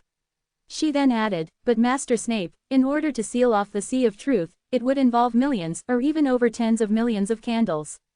As of now, the number is far from enough, and it even couldn't cause them any trouble. In fact, those low-level creatures even learned to die the great whirlpools." A few moments ago, she noticed that most of the large whirlpools in the sea of truth were not in their usual color. Looking more closely at them, she found out that the big whirlpools had been intentionally dyed to warn people to stay away from them. "Ha ha, don't mind them. These are all meaningless actions. Besides, we aren't the only ones responsible for putting up the candles. Just do as you are told to and you will be all right," the voice said coldly. "Got it." As they ended their conversation, the woman bowed to show her respect. Afterwards, the tentacle waved again, throwing the lit candle towards the woman and then slowly withdrew to the depths of the mud. The woman hurriedly rushed to catch the candle with her hands. As she caught it, she began to stare at the flickering light of the candle as if it were a priceless treasure. After all, the woman's actions were not that odd, for light was considered to be a luxury in the dark region. Meanwhile, the circle disappeared, meaning that the barrier was now gone. As a result, the soul creatures were drawn to the light again. However, the woman was known to be ruthless, unlike the good-tempered Master Snape. In fact, she was known to have killed several disgusting creatures who wanted to share the light. With the light at the palm of her hand, greed took over her. Waving her hand, gusts of wild wind surrounded her. At full speed, the heartless wind started to cut the poor soul creatures one by one into pieces. Chapter 2651, The Sword Tower. The pressure in the Sea of Truth continued to increase from the 4th line. The chill that emanated from the sea water crept towards the souls of light. It gave people the illusion that their souls were frozen. Zen and Dorothy maintained their speed and made good progress. If they had enough soul pills, they could cross 1 line every day. Their speed was normal for them, but in reality they were whizzing past the others at a high speed. Zen got into trouble when he almost reached the end of the 4th section. The waves in the Sea of Truth became menacing near the 5th line, threatening to capsize Zen's truth boat, but he gritted his teeth and managed to cross the line. The next morning, the sun rose as usual. Zen opened his eyes, and the aura that he was emitting became stronger. Within 2 days after he came to the Dragon City, Zen had already crossed the 4th line and the 5th line. Monica was speechless when she saw Zen's progress. Belden and the others really admired Zen's progress. After all, they were still approaching the 1st line. "If you keep moving at this speed, it won't be long before you can overtake me." Monica sighed. Zen smiled at her. "Please help me to look after my people today. I want to go to the Dragon City again," he requested. "You don't want my company?" A faint light flashed in Monica's beautiful eyes. "No, it's okay. I'm familiar with the basic rules of the Dragon City. It will be fine as long as I don't need to enter the Tower of Life and Death. If I can't make it back in a few days, I hope you will do me a favor and take care of my people," Zen uttered. There was no practicing room or cave for cultivation outside the Dragon City. If he just focused on cultivating the truth of eternal sword intent, then it would not cause any inconvenience. It was normal for the Oneness Sky Palace to make such an arrangement. After all, most of the warriors, who joined the Dragon City, needed to comprehend the truth of godly way first in order to reach the other shore. However, Zen had the godly ways blending swordsmanship and the 9 flashlight splitting swordsmanship. He would have to put in a lot of time and energy into cultivating them, so naturally, he needed a suitable place for cultivation. Monica readily agreed to help Zen and she reminded him to be careful. After being reassured by her, Zen headed straight for the Dragon City.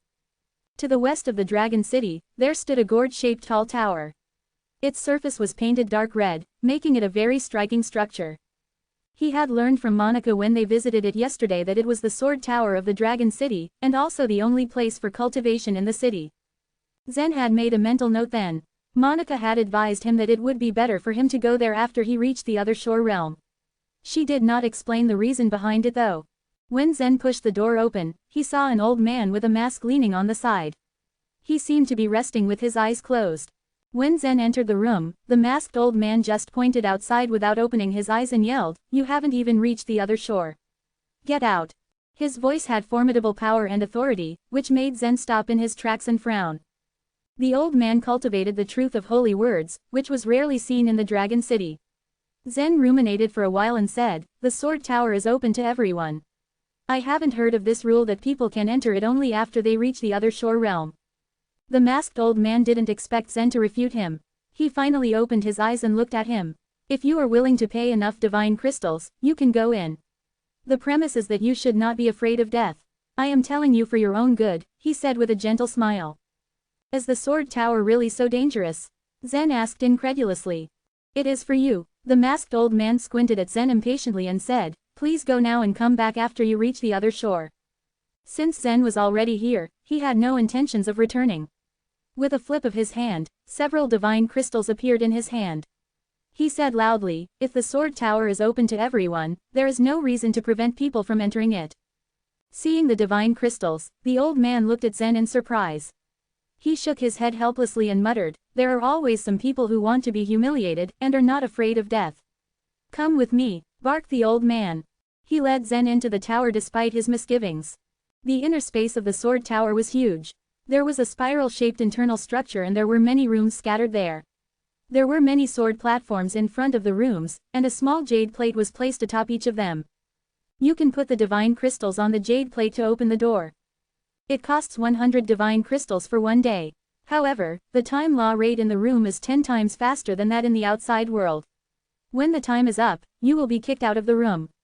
If you can't hold on, wait till the time is up and the room kicks you out, so that you can survive, the old man explained with a smile and walked away with his hands crossed behind his back. He believed that Zen would surely be kicked out. The brittle old man gave no indication as to what Zen would encounter inside the tower. Zen stood at the door and observed for a while. Then he removed 300 divine crystals and put them onto the jade plate. Zen had seen this kind of jade plate on the trumpet flying ship before. The jade plate absorbed the divine crystals and immediately the door of the room started opening slowly. After entering the room, Zen glanced around. It was a little strange. The room was empty, except for a jade cushion, which was placed in the center. There was nothing else in the room. It appeared to be an ordinary practicing room, but he had to spend 100 divine crystals to stay there for a day. The Oneness Sky Palace is so mean, Zen muttered to himself while sitting cross-legged on the jade cushion. As he was sitting on the jade cushion, it started rotating. It continued doing so for a while and the empty practicing room changed. He was now in a huge cave and countless long red swords were strewn about the cave like weeds. The tips of the swords were all positioned at Zen who sat in the middle. There was only one path in front of him, through which he could leave. These swords. Zen raised his eyebrows and immediately became alert. Although the swords were wedged onto the walls of the cave, Zen felt as if people were aiming their swords at him and ready to stab any time. He turned a little on the jade cushion and stretched out his hand. Whoosh! A long sword shot towards him from the top of the cave. Crack! The long sword moved surprisingly fast. It grazed his arm slightly while flying past him, leaving a faint blood mark. Whoa, what a powerful strike! The sword strike was formidable to be able to break Zen's physical body. It was attacking him with the full force of a warrior at the other shore realm. If someone else were to be attacked by the sword, their arm might have been cut off. These swords could pose a big threat to his life. Now Zen understood why the old man had warned him. He was right, the sword tower was not suitable for those who hadn't reached the other shore realm. If he couldn't deflect the attacks, he would have to stay put on the jade cushion and just wait to be kicked out when the time was up. 30 days. I just have to resist the attacks and go out at my own will, instead of being kicked out, he said to himself determinedly. Sitting on the jade cushion, he erased all the negative thoughts in his mind and took out the godly ways blending swordsmanship once more. Chapter 2652, The Power of 3 Annihilation Strike. Silence reigned the walls of the cave the moment Zen began to focus on embracing the godly ways blending swordsmanship. Zen noticed something and turned his gaze up at the swords and blinked his eyes several times. The many swords on the roof looked like stalactites hanging from the cave. All of them pointed at him. The intertwined sword intents gave off an unusual calming vibe as Zen felt his mind relax underneath them. It turns out that these swords are not only a test, but they can also have a soothing effect by intertwining the sword intents. Zen thought to himself as he studied them from below. He could not figure out how this was happening, but he could surely feel himself relax under the influence. Feeling refreshed from the intertwined sword intents, Zen began focusing on cultivating the godly ways blending swordsmanship. The godly ways blending swordsmanship comprised of 3 moves, each more complex than the last. The first one, being the simplest of them all, was called the 3 Annihilation Strike. The 3 mentioned in the technique did not mean blending 3 godly ways, it was far complicated than that. It meant combining 3 layers of the ways blending energy when the move was being used. As he continued to focus and study the 3 Annihilation Strike, his eyes flashed a bright color in response to his thoughts. The worth of the godly ways blending swordsmanship far surpassed any other supreme swordsmanship manuals. However, the godly ways blending swordsmanship had high barriers to entry. One had to at least be able to blend 500 godly ways. It took a lot of time to cultivate so many godly ways in the first place. The tough obstacles to master so many godly ways discouraged many warriors from cultivating it. But Zen was an exception. He had already mastered more than enough godly ways. As a result, he didn't encounter difficulties in practicing the godly ways blending swordsmanship. 1 day passed, 3 days passed, 10 days passed. Zen slowly stood up from the jade cushion. He reached his hand out and flicked his fingers. With his signal, a sword fell into his right hand and he clenched it tightly. As the ways blending energy began to flow out profusely, Zen marched forward with determined eyes and left the jade cushion. Swoosh! The moment he took a few steps ahead of the jade cushion, one of the swords on the roof fell off and came crashing down towards him. Suddenly, Zen's reflexes were activated as his gaze became sharp. He slowly lifted the sword in his hand. Soon as he did this, it reacted to his inner thoughts as a sword radiance emitted from its edges. Before, Zen relied on his unstable ways blending energy to activate the ways blending strike, which was a formidable technique. However, the 3 Annihilation Strike was different. The sword radiance emitting from the sword with the 3 Annihilation Strike consisted of 3 rays of ways blending energy. Only one of them was the main part and the other 2 were secondary parts. As Zen released the sword strike, the 3 rays of ways blending energy fused. The aura unleashed resembled that of the ways blending strike. However, when the sword radiance clashed with the sword that fell from the cave towards Zen, the 2 secondary rays of ways blending energy exploded. The sword radiance flashed bright and silver. The overwhelming energy of the secondary parts converged inwards and activated the main part. Bang! Dazzling white light enveloped the cave. The sword that attacked Zen disappeared without a trace. The 3 Annihilation Strike is so powerful. Zen gasped as he stared at the sword in his hands, completely awestruck. The same energy was released but the power differed from that of the ways blending strike. Although Zen had expected the potential of the 3 Annihilation Strike to be formidable since the godly ways blending swordsmanship was not easy to cultivate, the extent of its power still stunned him. He wondered how many divine megaton of force the 3 Annihilation Strike contained. More importantly, the 3 Annihilation Strike consumed much less ways blending energy compared to the ways blending strike. When Zen lost his focus thinking about his new technique, more swords above his head began to fall towards him. This time, they came after him from all directions. Swoosh, swoosh, swoosh, more than 10 swords shot in a row, each of which contained the force of 1 divine megaton. This was similar to more than 10 warriors at the other shore realm coming to attack Zen at the same time. Of course, this did not mean he was able to fend off more than 10 warriors at the other shore realm at once. After all, these swords could only manage 1 blow. But the warriors at the other shore realm would charge continuously. Furthermore, Zen now could predict their trajectory, speed, and power so the sword attacks were predictable compared to the warriors. Can I deal with these swords with the 3 annihilation strike? Zen murmured to himself as he stared at the sword in his hand. He wanted to give it a try without returning to the jade cushion. As the ways blending energy in Zen's inner world continued to gather, he stood prepared with his stance.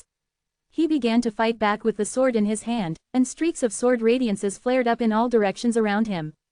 Swoosh, swoosh, swoosh, swoosh, boom, boom, boom, boom. When each 3 annihilation strike split, it would produce streaks of light that danced around the corners of the cave. The light was so blinding that Zen had to use his spiritual sense to navigate around safely. He took over 10 steps forward and released more than 10 sword strikes. The blinding white light dissipated, and the swords that flew at him fiercely disappeared from the impact of the attacks. Zen pursed his lips and smiled, feeling proud. When he was about to continue forward, the swords hanging on the cave roof slightly shook. This time, over 100 swords were raining down on him. As he stared at the swords falling onto him, his smug expression stiffened up. He quickly retreated to the jade cushion.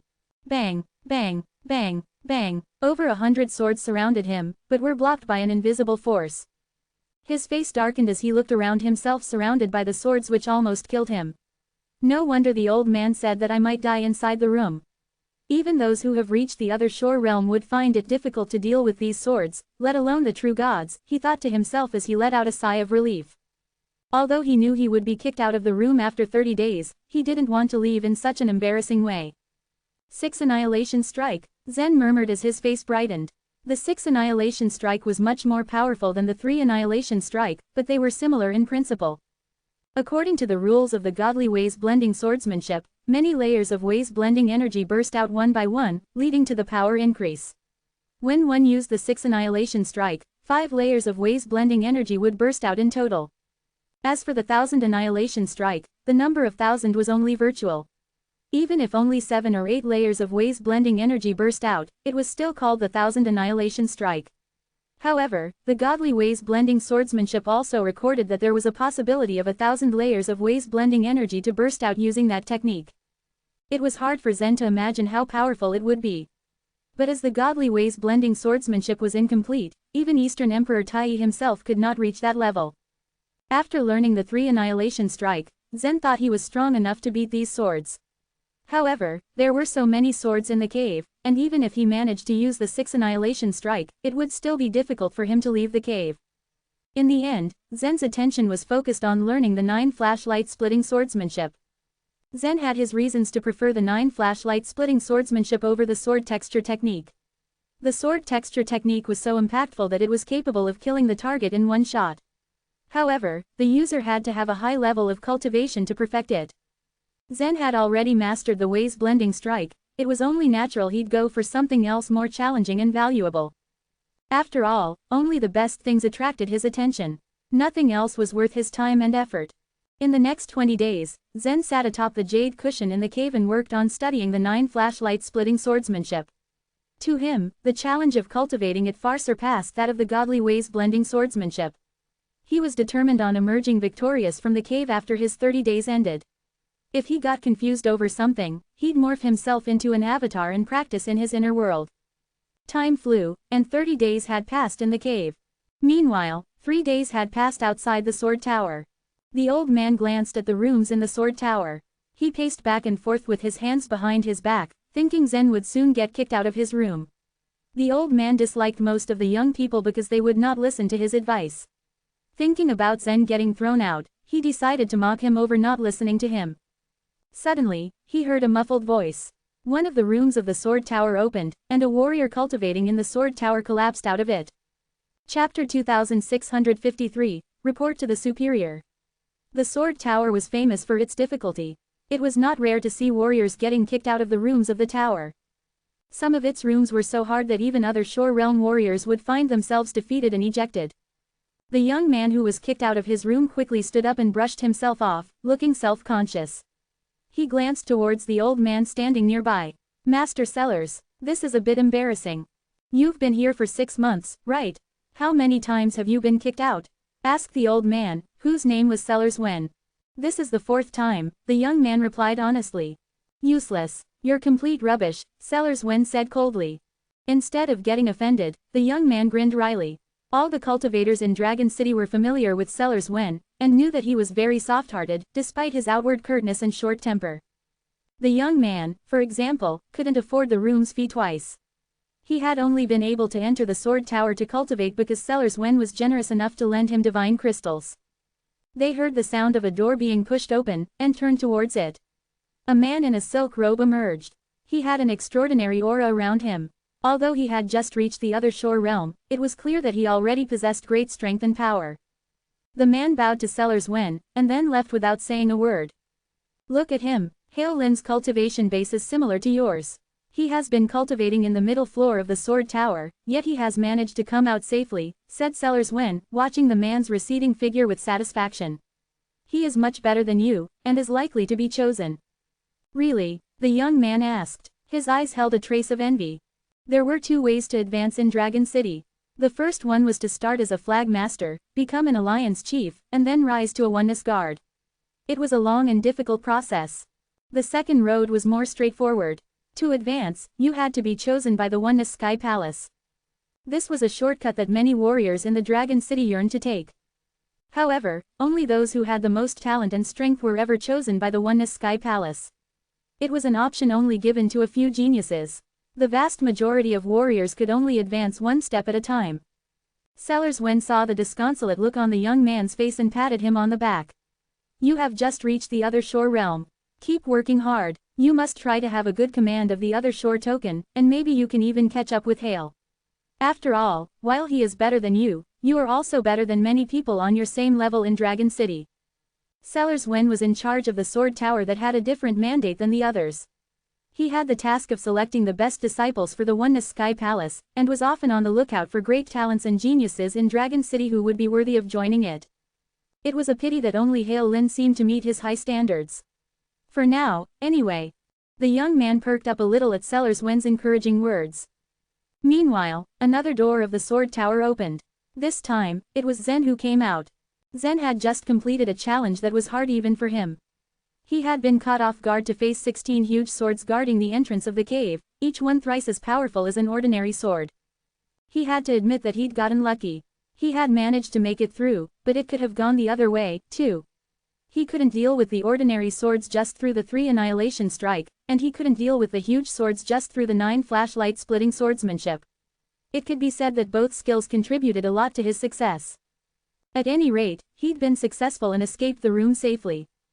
Upon leaving the room, he saw the young man and the old man staring at him. He was confused and asked, "Is anything wrong? Master Sellers, am I seeing things?" The young man asked, his eyes wide. Sellers Wen was as dumbfounded as the young man, but thankfully his face was concealed partially by a mask, and no one could see his expression. He had been absolutely certain that Zen would get kicked out of the room. In fact, one of the reasons he was loitering in this area was to wait for him to get kicked out, so that he could mock him. When he saw Zen walk safely out of the room, he was genuinely surprised and lost for words. The young man was impervious to Sellers Wen's inner turmoil. He said, "Master Sellers, this man hasn't even entered the other shore yet. You can tell from his aura that he has only passed the 4th or 5th line at most." Sellers Wen had never seen such a thing. The young man was right. Zen had not reached the other shore, and he had only passed the 4th or 5th line on the Sea of Truth. Yet here he was, safely emerging from his cultivation room of the Sword Tower. Having watched tens of millions of people coming and going from Dragon City all these years, Sellers Wen had never seen anyone like Zen before. "How did you do it? Did you cheat?" Sellers Wen asked Zen in a low voice. "Cheat?" Zen looked taken aback and offended by the accusation. "How can I cheat in the cave? The cave was surrounded on all sides by swords, and there was only one way out. He couldn't have cheated. No one could." Sellers Wen quickly realized that it was impossible for Zen to have cheated. "How did you open the door?" This time Zen looked confused. "Well, I put my hand on the door and then I pushed it open. How else could it be opened? Did I break a rule?" "No, of course not," Sellers Wen said, forcing an awkward smile. Meanwhile, the young man was in shock too, and covered his face with his hands. For him, Hale Lin had always been the person he aspired to emulate. Among his peers, Hale Lin was the gold standard for success. But now, an even more powerful person turned up. He had not reached the other shore realm and yet he had just opened a door in the Sword Tower. Even the talents from the Oneness Sky Palace could not have been able to accomplish such a feat. Who are you? Where are you from? What is your name? Sellers Wen asked, eager to find out more about this man. Zen hesitated, wondering why the old man was asking suspiciously about his background. Why do you need to know that information? Well, Sellers Wen studied Zen, so, this man was unfamiliar with the customs of Dragon City. It will be useful to you, naturally. For example, once I know your background, I can send you where you want to go. Zen saw that Sellers Wen was serious. With a shrug and a smile, he answered the questions he had been asked. Most probably, the old man wanted to send him to the Oneness Sky Palace, but Zen didn't think the sect would want him. Otherwise, it would have been made clear by now. Zen didn't mind staying in Dragon City. He had no great interest in the Oneness Sky Palace. With enough divine crystals, on his own he could pass through the sea of truth and strengthen his shortcomings. But Sellers Wen had other plans. As soon as Zen left, the old man rushed to the Oneness Mountain. He had been tracking Hail Lin, monitoring him to see when he would be ready to be admitted to the Oneness Sky Palace. But he had to put that aside for the moment. Zen's incredible performance did not require any further period of inspection. There was no need to delay and keep Zen in Dragon City. He was ready. When Sellers Wen was halfway up the mountain, he found himself in an illusory place. A colorful mist surrounded him. Just ahead, there was a bright, gleaming palace. He walked into the palace and went straight to the main hall. He said to the guards, "Excuse me, I'm Sellers Wen. May I meet with Master Callum?" A voice sounded behind him. "Master Callum won't agree to see you. You should leave." Sellers Wen turned to see Athamar. Startled, he clasped his hands together and bowed. Athamar was one of the Oneness governors, and Sellers Wen was bound to show him respect. "Master Athamar, did you say Master Callum wouldn't agree to see me?" "Why not?" he asked. Athamar smiled. "Let me guess. You want to tell Master Callum about a man named Zen Luo, right?" "Yes, exactly. He just passed the test of the Sword Tower. Although it was on the first floor, Athamar interrupted him. "He did it even though he has not yet reached the other shore realm, right?" "Do you already know of Zen, Master Athamar?" Sellers Wen asked, looking confused. "Yes, he is a disciple of the Swordlight Palace that I built. Besides, I was the one who introduced him to the Oneness Sky Palace," said Athamar. He wore a strange expression. The peace between the Oneness Mountain and the Origin Mountain had recently been disturbed because of Zen. Chapter 2654, Buying Swords. Despite the years of shared history and roots between the Origin Mountain and the Oneness Mountain, a fierce rivalry had developed between the two over the years. The Origin Mountain authorities swore that Dorothy had known Zen since a long time ago, and that he had been saved by Winchell. Obviously, they wanted Zen to come to their side. In the end, however, Athamar's claim held the most weight. Zen was a disciple of the Swordlight Palace, which had been established by Athamar. They had sent someone to pick Zen up, but due to an accident, failed to do so. Athamar would still remain indebted to Winchell for saving Zen's life, but there was no doubt that Zen would join the Oneness Sky Palace. When it became obvious that Athamar was not willing to give Zen up, the Origin Mountain finally yielded and agreed to a compromise. "Master Athamar," said Sellers, his expression one of confusion. "Since you introduced Zen to the Oneness Sky Palace, why did you let him remain in the Dragon City?" In Sellers' mind, a talent like Zen should have been sent to the Oneness Sky Palace right away. "It is all part of my plan," Athamar replied absently, stroking his beard. "Oh, and if he asks to use your sword tower to cultivate, please let him." Sellers knew this was a cue to stop asking questions. He bowed his head in obedience, for the other party was a Oneness governor. Meanwhile, in the Dragon City, the flag masters were all busy doing various things. For a flag master, the fastest way to become an alliance chief was either to recruit an enormous number of teammates in as little time as possible, or to succeed in numerous challenging tasks. In addition, they also needed time to cultivate, so most of the flag masters were incredibly busy. As for Zen, his greatest problem arose when he was in the cultivation room. It was his weapon. He had changed 3 swords in the cave. Those swords were among the best supreme primordial weapons of the Divine Land. One of them even had the ability to repair itself. However, they were not strong enough to withstand the force of even one divine megaton, which would blow them to smithereens. Even though Zen had confidence in the soaring snake sword, which was stronger than the others, he was reluctant to use it as doing so could expose his identity. Before he knew for sure that the Oneness Sky Palace was not hostile to the 9 Li race, he could not risk blowing his cover by using the soaring snake sword. Thus, his top priority was to find a temporary replacement for it. Fortunately, the harvest had been good this time, and he had enough divine crystals to spend for a while. Soon, he arrived in front of a large building. A large sign atop the doorway to the building said, "Best Swords Shop." Zen smiled as he read the sign. Only the guys at the Oneness Sky Palace are arrogant enough to say their swords are the best, he thought. Just as Zen was about to enter the shop, he saw a movement in his peripheral vision. He turned slowly to see a young man standing some distance away from him. "You followed me," he said. Suddenly, he recognized who the young man was. He had been kicked out of a room of the Sword Tower some time ago. "I just want to ask if you have a secret method," the young man said with an embarrassed smile. Zen thought for a while. "You mean a secret method for leaving the room of the Sword Tower?" he asked. "Yes," said the young man excitedly, his eyes lighting up with surprise. "Yes, I do," replied Zen. The young man's smile grew wider. "Really? I will pay." He was not rich, and did not want to part with his divine crystals, but he knew how hard it was for him to cultivate in the Sword Tower.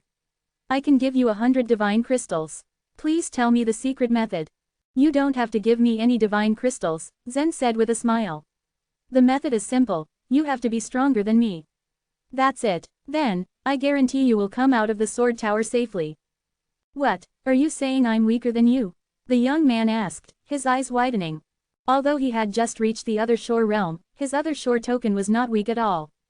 The difference in cultivation base between the two of them was obvious. The young man was another shore realm warrior, and yet Zen hadn't even reached the realm.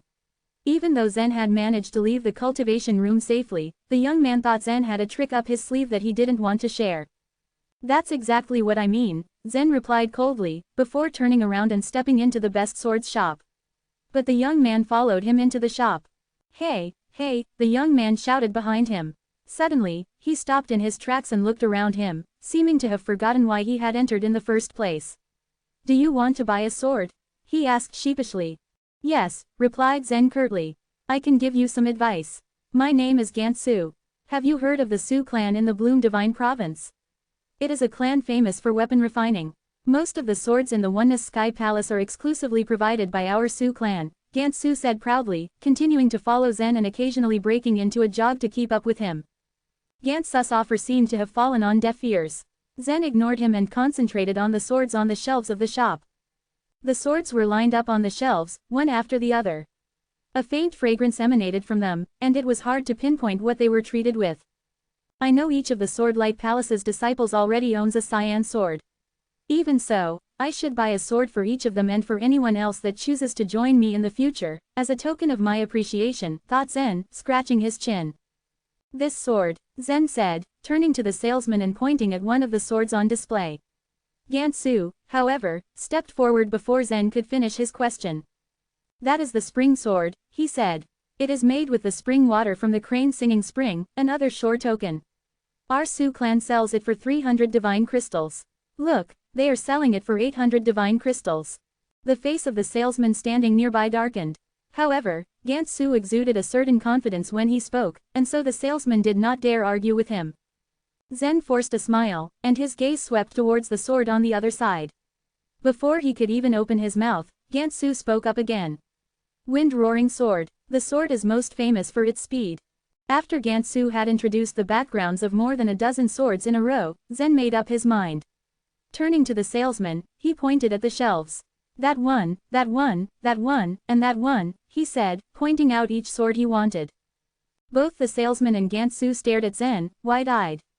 "Do you mean all of them?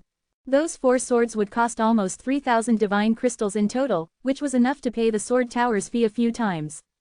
"I want 40 of each," Zen said. Although there had never been a shortage of wealthy customers in the Best Swords shop, it was rare for a customer to be as generous as Zen. He wanted to buy such a large number of swords, not having even reached the other shore realm yet. They guessed, correctly, that Zen was not buying for himself. Seeing the suspicious look on the salesman's face, Zen went ahead and extracted the divine crystals from his space ring. Soon, 120,000 divine crystals lay on the counter in a huge pile, glimmering with pure energy. It was a sight to behold. The salesman's face changed from doubt to pure joy. Gantsu's eyes widened in shock. As a member of the weapon refining clan, Gantsu had seen a large number of divine crystals in his lifetime. However, this time, he had come to the Dragon City against the Su clan's will, and thus had little money. Stunned, he watched as Zen bought over 100 swords at once. Now, do you have a sword of higher quality here by any chance? Zen asked the salesman. Zen was obviously a special customer, and the salesman sensed an opportunity to sell even more weapons. Sir, this way, please, he said instantly. Zen followed the salesman into the inner chamber of the shop, Gantsu in close pursuit. As soon as he entered the inner chamber, Gantsu froze. A man stood there, and Gantsu recognized him at once. Turning around on the spot, he made for the door. The man, however, beat him to it, and blocked his way. I see you have no respect for your father's wishes, said the man in a booming voice.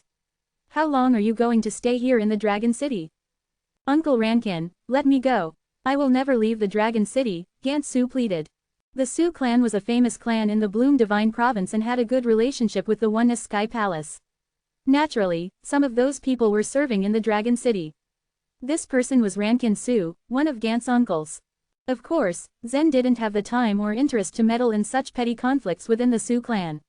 Turning away from the uncle and his nephew, he looked at the salesman. What are you going to show me? He asked. Chapter 2655, Treasure Classification. The salesman wanted to tell Rankin Su that Zen was rich and generous, but the words got stuck in his throat in his excitement. Uncle Rankin, there's a rich man here. Nothing is more important than business, isn't that right? Gant begged for mercy as Rankin yelled to him non-stop. His ears could take no more of this badgering. There were very few actually qualified to enter this inner chamber of the shop, while those who did were usually very rich or very powerful beings. Zen's cultivation was so low that Rankin did not take him seriously at first glance. But upon hearing he was in fact a rich man, Rankin's view had changed and he now gave Zen all his attention. He looked him up and down and said, the swords here were all built by the blood of our Su clan. They are very precious, so if you don't have at least 1 million divine crystals, there's really no sense in us continuing this conversation. This sword store didn't actually belong to the Dragon City. The Su clan were the ones in charge here and thus traded with their customers directly. Swords built by the blood. Zen's eyes narrowed in curiosity. Gant puffed with pride and exclaimed, yes. We have the blood of the Or Shadow race, the most excellent bloodline for refining swords. The Or Shadow race was one of the ancient non-human races. Their skin was like brass, and their eyes like mercury. They grew out of the mining mountains, and all parts of their bodies were extremely valuable. It was because of this, that the members of the Or Shadow race had been completely massacred a long time ago. Only the Su clan inherited their blood. Had it not been for the protection of the Oneness Sky Palace, the Su clan would have been slaughtered by the other races as well, such was the value of their bloodline. And for this protection, the Su clan had been putting as much effort as they could towards the loyal servitude of the Oneness Sky Palace. May I have a look? Zen asked of the swords they did not believe he was worthy to behold. Seeing Zen's confidence encouraged Rankin, who then walked to a side and performed a slight waving gesture. The wall caved in magically, revealing 6 long swords and their sharp edges, all evenly spaced from each other. They looked as if they stood as royal guards on duty, so regal and strong. The aura coming from them caused Zen to twitch his eyebrows at their power. These 6 swords are all profound blood treasures. Even the cheapest one, the hovering bird sword, would cost you 1 million divine crystals, Rankin said in a clear and proud voice. Seeing the seriousness on Zen's face satisfied him. He took great pride in his store. Impressing those rich and powerful who walked in was what he lived for. What he did not realize was that Zen only seemed to notice one sword. The body of that sword was snake-shaped, looking almost exactly the same as the soaring snake sword. I feel as though I've seen this sword before. It seems to remind me of the legendary soaring snake sword, Zen remarked. Gant laughed heartily and admitted, this is a forgery, a replica of the soaring snake sword. So its power is nowhere near that of the real one. You must be quite knowledgeable to recognize the soaring snake sword. Not many are capable of that. Not entirely the case, but how could Gant know that the real soaring snake sword was in Zen's hand? So this sword is also a profound blood treasure? Zen inquired. Of course, a sword that has been soaked into the blood of our family can be called a profound blood treasure. Although it's a primary one, it's still quite powerful if I do say so, declared Gant, searching Zen's face for impressed emotions. I'll take it, Zen replied with little hesitation. If the counterfeit and the real one were put side by side, even Zen would have a hard time telling them apart.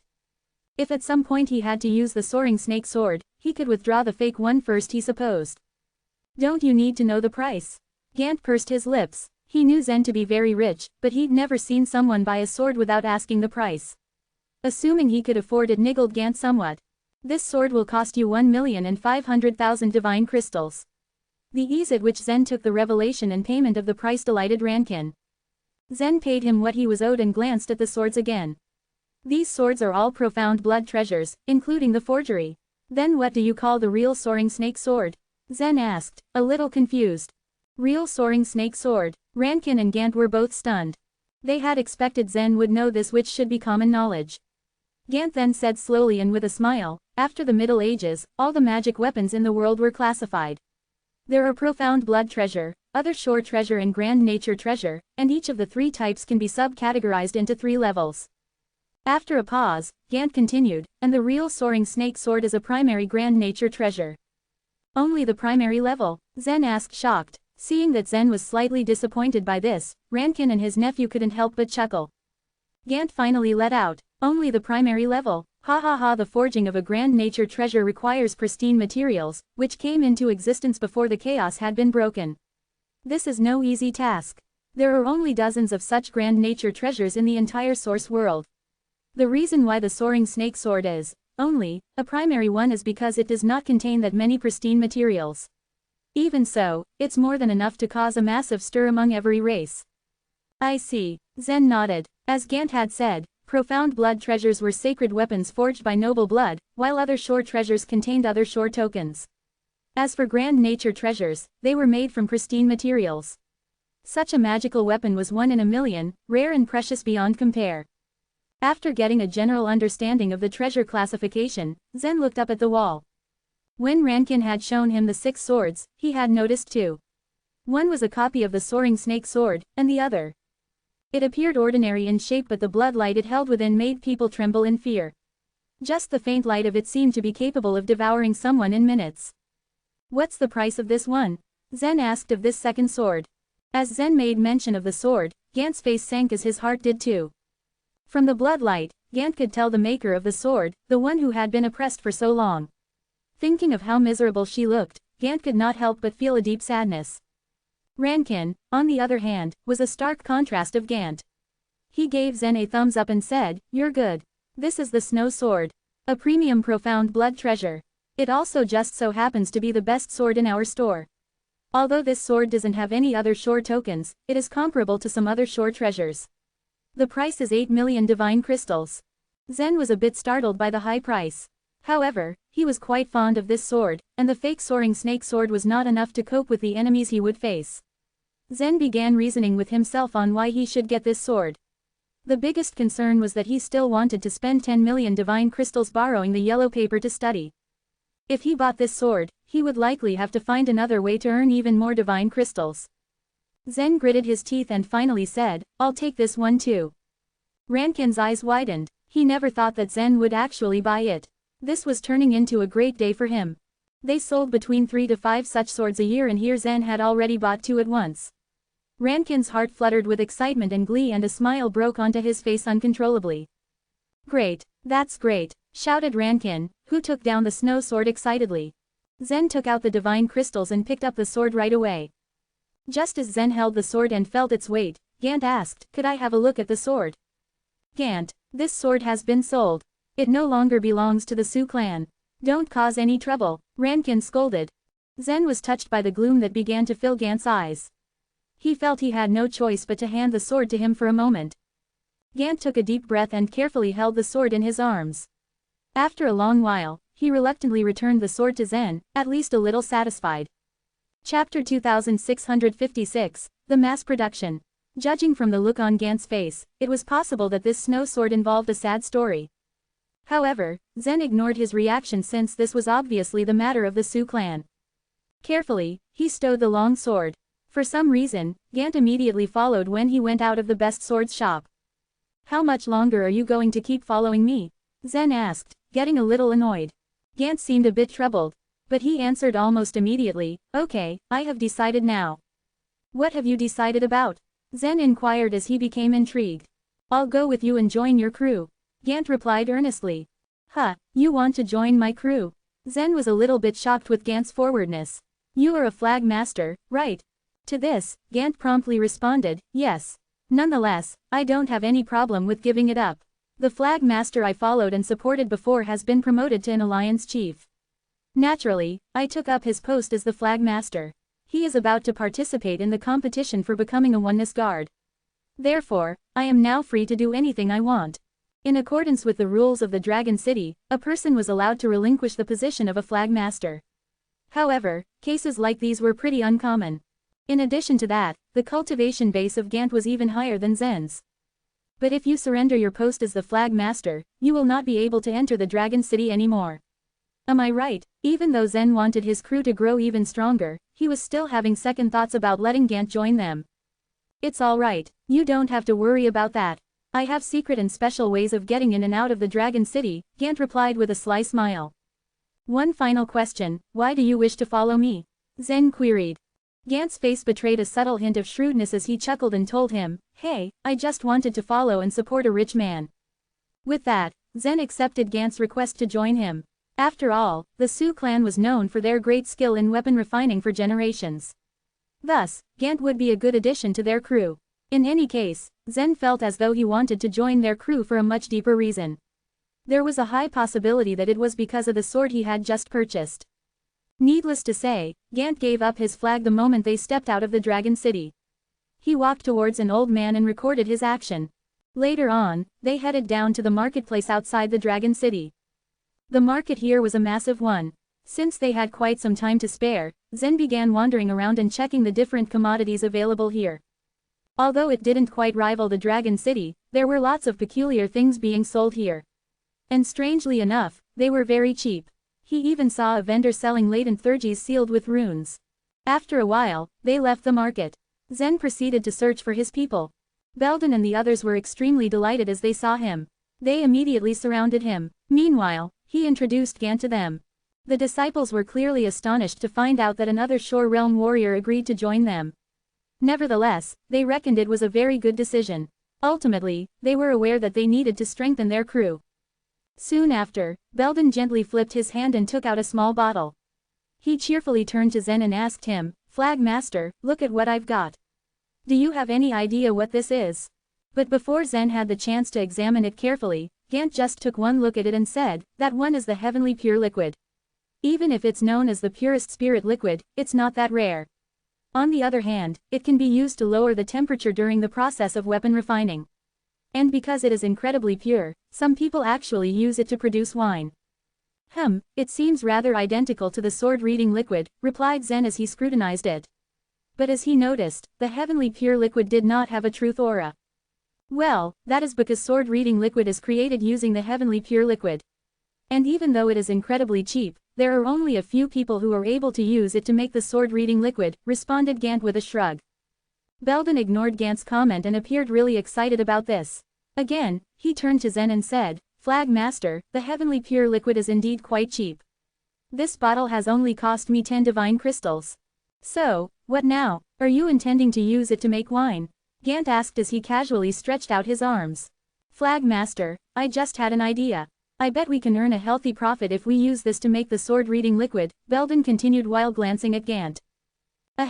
This statement left Gant speechless and completely dumbfounded.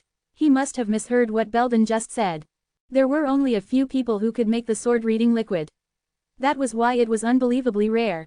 Across the entire Oneness Sky Palace, only 14 people were capable of making that. And in this case, all of those people possessed the ability of instant enlightenment. Among those 14 people, some had already passed away while some were now holding high positions. Anyhow, most of them were plainly uninterested in selling the sword-reading liquid to earn money. There was only one or two of them who would be willing to make it. This was the reason why Gant was shocked to hear that Belden wanted to make the sword-reading liquid.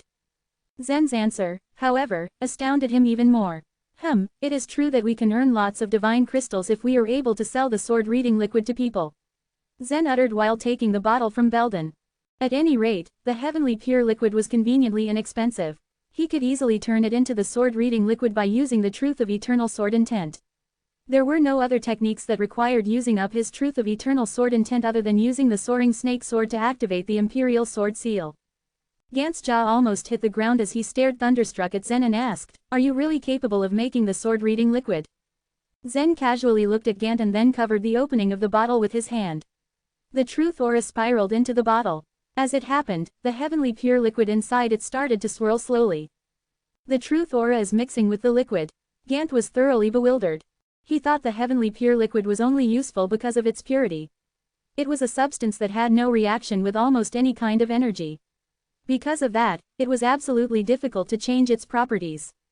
The only and perfectly compatible thing with it was the truth of godly way. The heavenly pure liquid would turn muddy if the truth of godly way had any kind of imperfection. In this case, the creation of the pure sword-reading liquid would fail. Zen, have you achieved the instant enlightenment? With this bit of information, Gant became fully aware of what was happening. It seemed that Zen had in fact achieved the instant enlightenment. Hence, he was extremely powerful. That explained why even with his current cultivation base, he was able to pass the test on the first floor of the sword tower.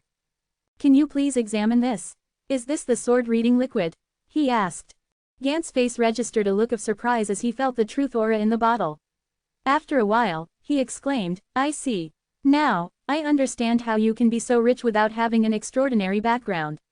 But I'm quite baffled as to why someone of your ability and strength still stays in the Dragon City. You know what, I also ask myself the same question, replied Zen as he merely shrugged.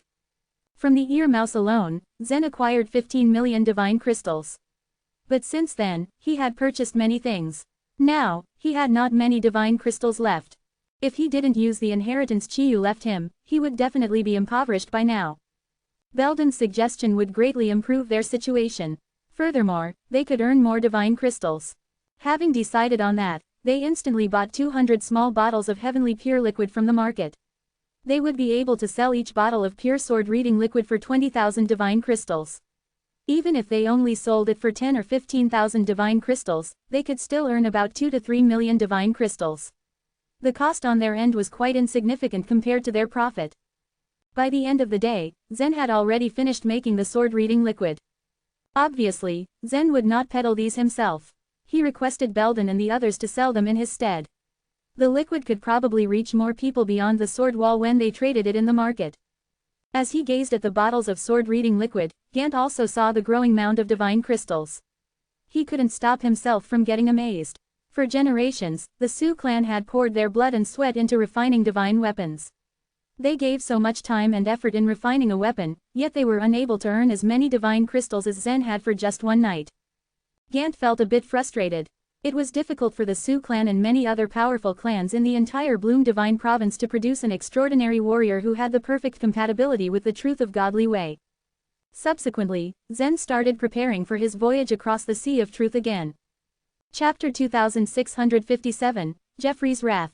The journey on the Sea of Truth became more difficult with each line crossed. Traveling on the Sea of Truth was a process that would cultivate one's soul of light, which meant that the longer one stayed on the Sea of Truth, the stronger their soul of light would be. This process revealed the advantages of being a member of Dragon City. The silver swords entered Zen's flagpole and were continuously infiltrating the souls of the crowd. The effects were similar to a slew of soul pills swallowed intermittently, only to a much weaker extent. Zen had stayed between the 5th and 6th lines for more than 10 days, and his soul of light had grown stronger. He and Dorothy decided to try and cross the 6th line. It was a heart-stopping and spine-tingling process, but they finally made it. After they crossed the 6th line, Zen discovered that the Sea of Truth held an abundance of whirlpools. 3 to 5 whirlpools spun and twisted around them every once in a while. No one knew how many people had been trapped in these whirlpools, and these people were unable to escape in their lives. When Zen and Dorothy passed by, they heard people call for help. Unfortunately for them, Zen was not everybody's savior. He would help Winchell save his son, but he didn't intend to take the 4th candle away. If he angered the creatures who put the candles in the sea, he would be in great trouble. Zen crossed the 6th line with his soul of light first, and then he used his physical body to cross the 6th line as well. The blazing red seawater had a specific effect on body refining, but it didn't have much effect on him. He continued to swim, even as the water around him began to boil like magma. It was during this process that Zen clearly felt the presence of the truth of godly way in his body, and at the back of his mind, he wondered if he could use the truth of godly way in any theurgy. In the source world, only Zen could swim in the Sea of Truth. And so, he couldn't find any related theurgy, but perhaps in the future, he could figure some out himself. When both his soul and body passed the 6th line, Zen decided that he was ready to stop the Great Whirlpool and rescue Dorothy's cousin. Dorothy had told Zen earlier that the Lin clan of the Origin Mountain was looking forward to this. Her cousin, in particular, was as eager for this day as a beaver. After the ear mouse sent 15 million divine crystals to Zen, the Lin clan was completely convinced of Zen's ability. Zen had lit up Avaristus' eyes with a new hope. Zen had asked Belden and others to sell the sword-reading liquid for him for 15,000 divine crystals a bottle. Zen thought that it was quite expensive, but Belden and the others didn't agree. After all, other people could sell the sword-reading liquid at 20,000 divine crystals, so this price was very low compared to others. As Belden had expected, 120 bottles were sold on the first day. The remaining 80 bottles were reserved for those who couldn't buy them outright since they didn't have enough money, and they raised money overnight to pay for them the next day. Once Belden had sold the sword-reading liquid, he entrusted Kenelm to buy the heavenly pure liquid secretly.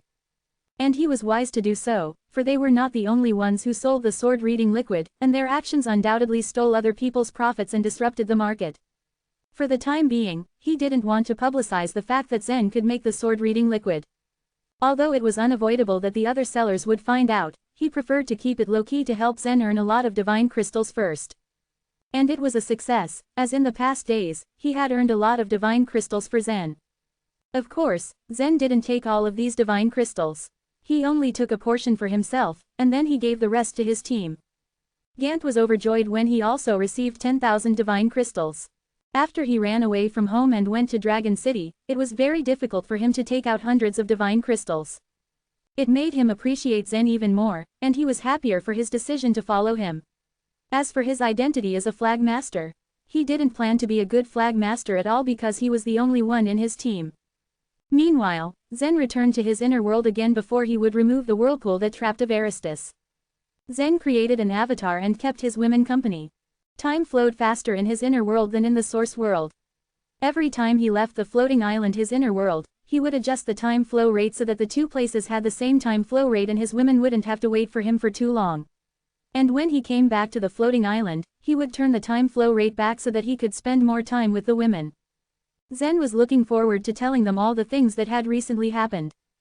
Previously, the women were motivated to cultivate because they wanted to get out of the fairy palace. But now that Zen could always accompany them, and since they were immortal, they had lost their desire to cultivate. Of all the women, only Lavender remained focused on cultivating the truth of cultivation nature, but her compatibility was very low. She had impressed Zen because of her perseverance, so he intended to send her other truths of godly ways. If her will was strong, she would be able to step into the sea of truth as well. It was only after Zen had stayed in the source world for a while, that he realized that entering the sea of truth was not as difficult as he had imagined. The reason why the divine land barely had warriors who could enter the sea of truth was that the truths of godly ways and the 9 Li races culture had been lost. After a few days on the floating island, Zen's avatar flashed and arrived at a continent in his inner world. On this continent, the Heavenly Annihilation sect was at the top of the food chain. A young man stood at the gate, with his hands behind his back and a long halberd in his hand. Thousands of people gathered a few feet away, and they were whispering among each other as they eyed the man up and down. Who is this freak? Evil God disappeared years ago, and now there is another mighty character. He's challenging the number 1 sect on his own. The young man was none other than Jeffrey. Time had done him good, and now, he looked nobler and more mature. Since time flowed fleetingly outside the floating island, his current age was now about the same as Zen's. He was now a low-rank true god. He fell into odds with the Heavenly Annihilation sect because of the Flower Dancing sect, the second sect on this continent. The problem could easily be solved. All he needed to do was go back to the floating island and tell his mother about this.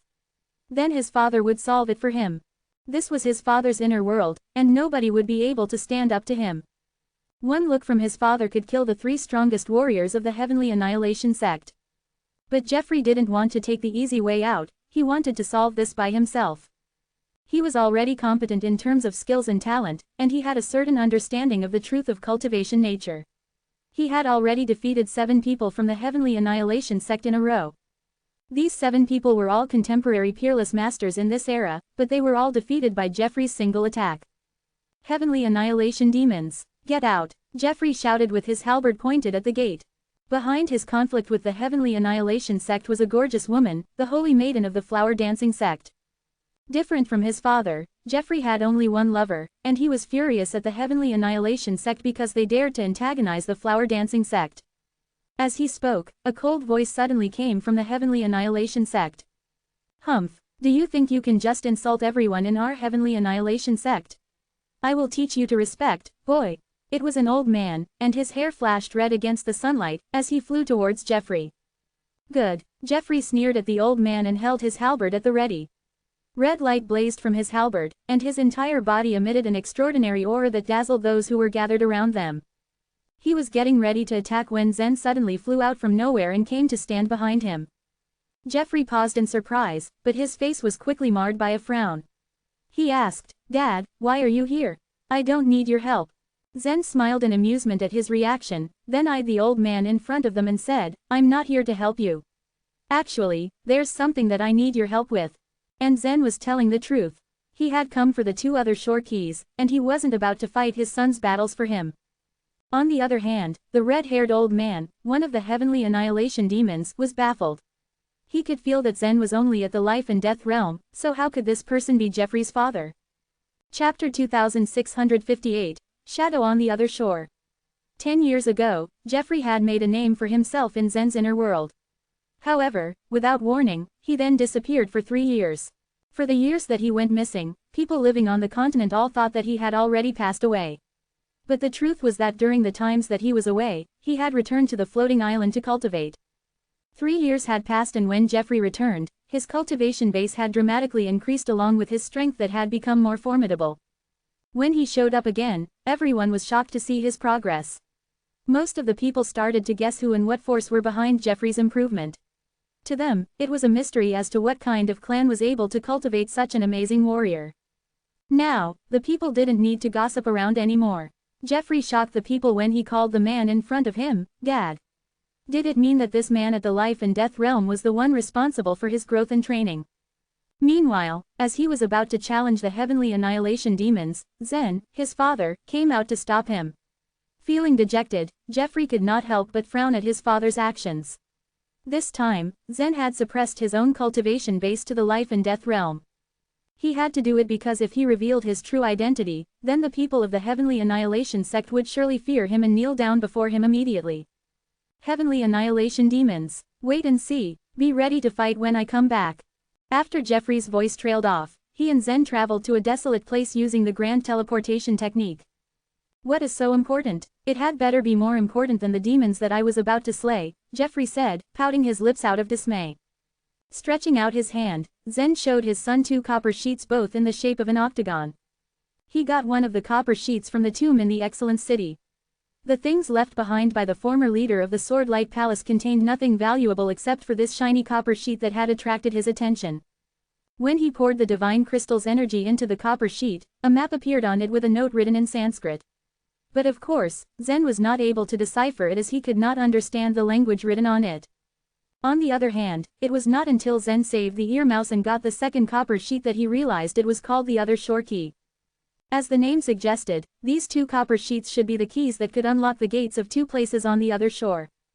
Zen thought that he could easily reach the other shore soon and that he would need the copper sheets by then. When Dorothy sent the ear mouse's Other Shore Key to Zen, she also told him that if he wanted to use the key on the other shore, he had to decipher the Sanskrit word in the key. If he wanted, she would help him. The Oneness Sky Palace even hired some people to interpret Sanskrit words. However, it would take them several years or even over 10 years before they could do it for him. Moreover, it would cost the Oneness Sky Palace a staggering amount of several million or over 10 million divine crystals to make it happen. Zen's eyebrows raised as he heard Dorothy's words.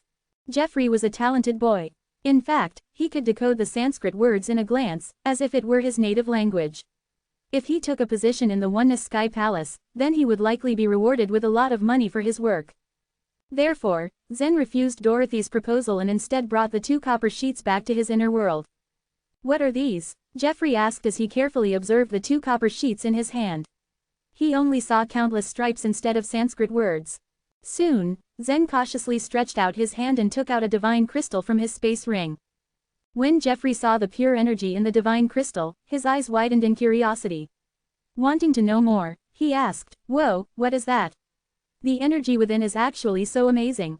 Zen could not blame his son for being ignorant about the divine crystal. In fact, he could still remember that he had the same expression on his face when he first saw it. Crack. Afterwards, Zen gave the divine crystal a little pinch and carefully put its energy onto one of the other shore keys. As soon as the energy touched the other shore key, its lines began to slowly move in circles. Just like what happened during the first test conducted by Zen, a map emerged on the key.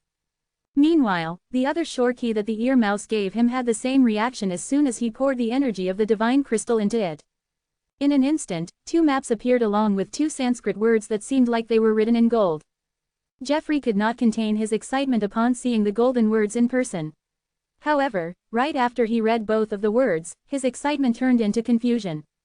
As far as I know, the Sanskrit word on this copper sheet can be translated into the words, Stage 1, and some other strange sentences that I don't seem to understand. Jeffrey said as he pointed at the copper sheet that the ear mouse gave to him.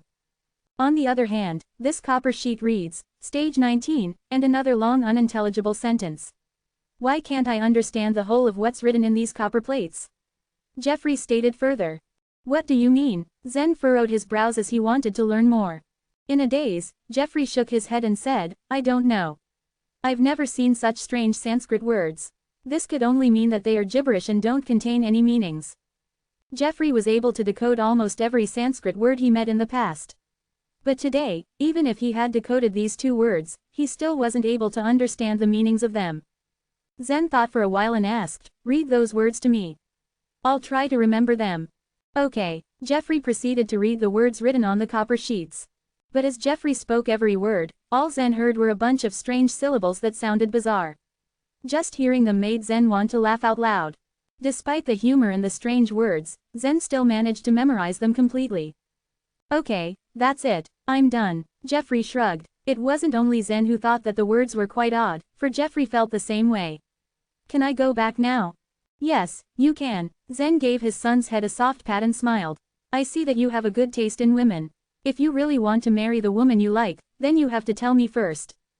Got it, but I don't have time for that now. I'm busy. Jeffrey pursed his lips and his figure flashed, disappearing in front of his father as he used the grand teleportation technique. Meanwhile, Zen stood there with two other shore keys in his hands as he tried to figure out what the Sanskrit words meant.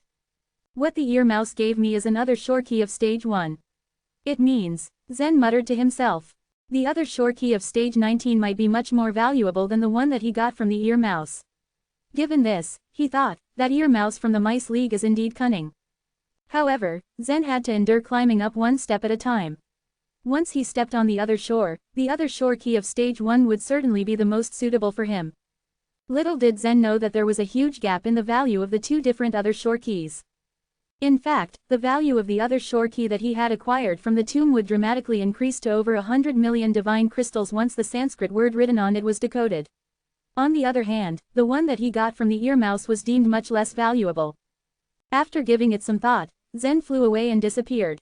But before he had gone, he laid his eyes on his son who had just used his spear to defeat one of the heavenly annihilation demons.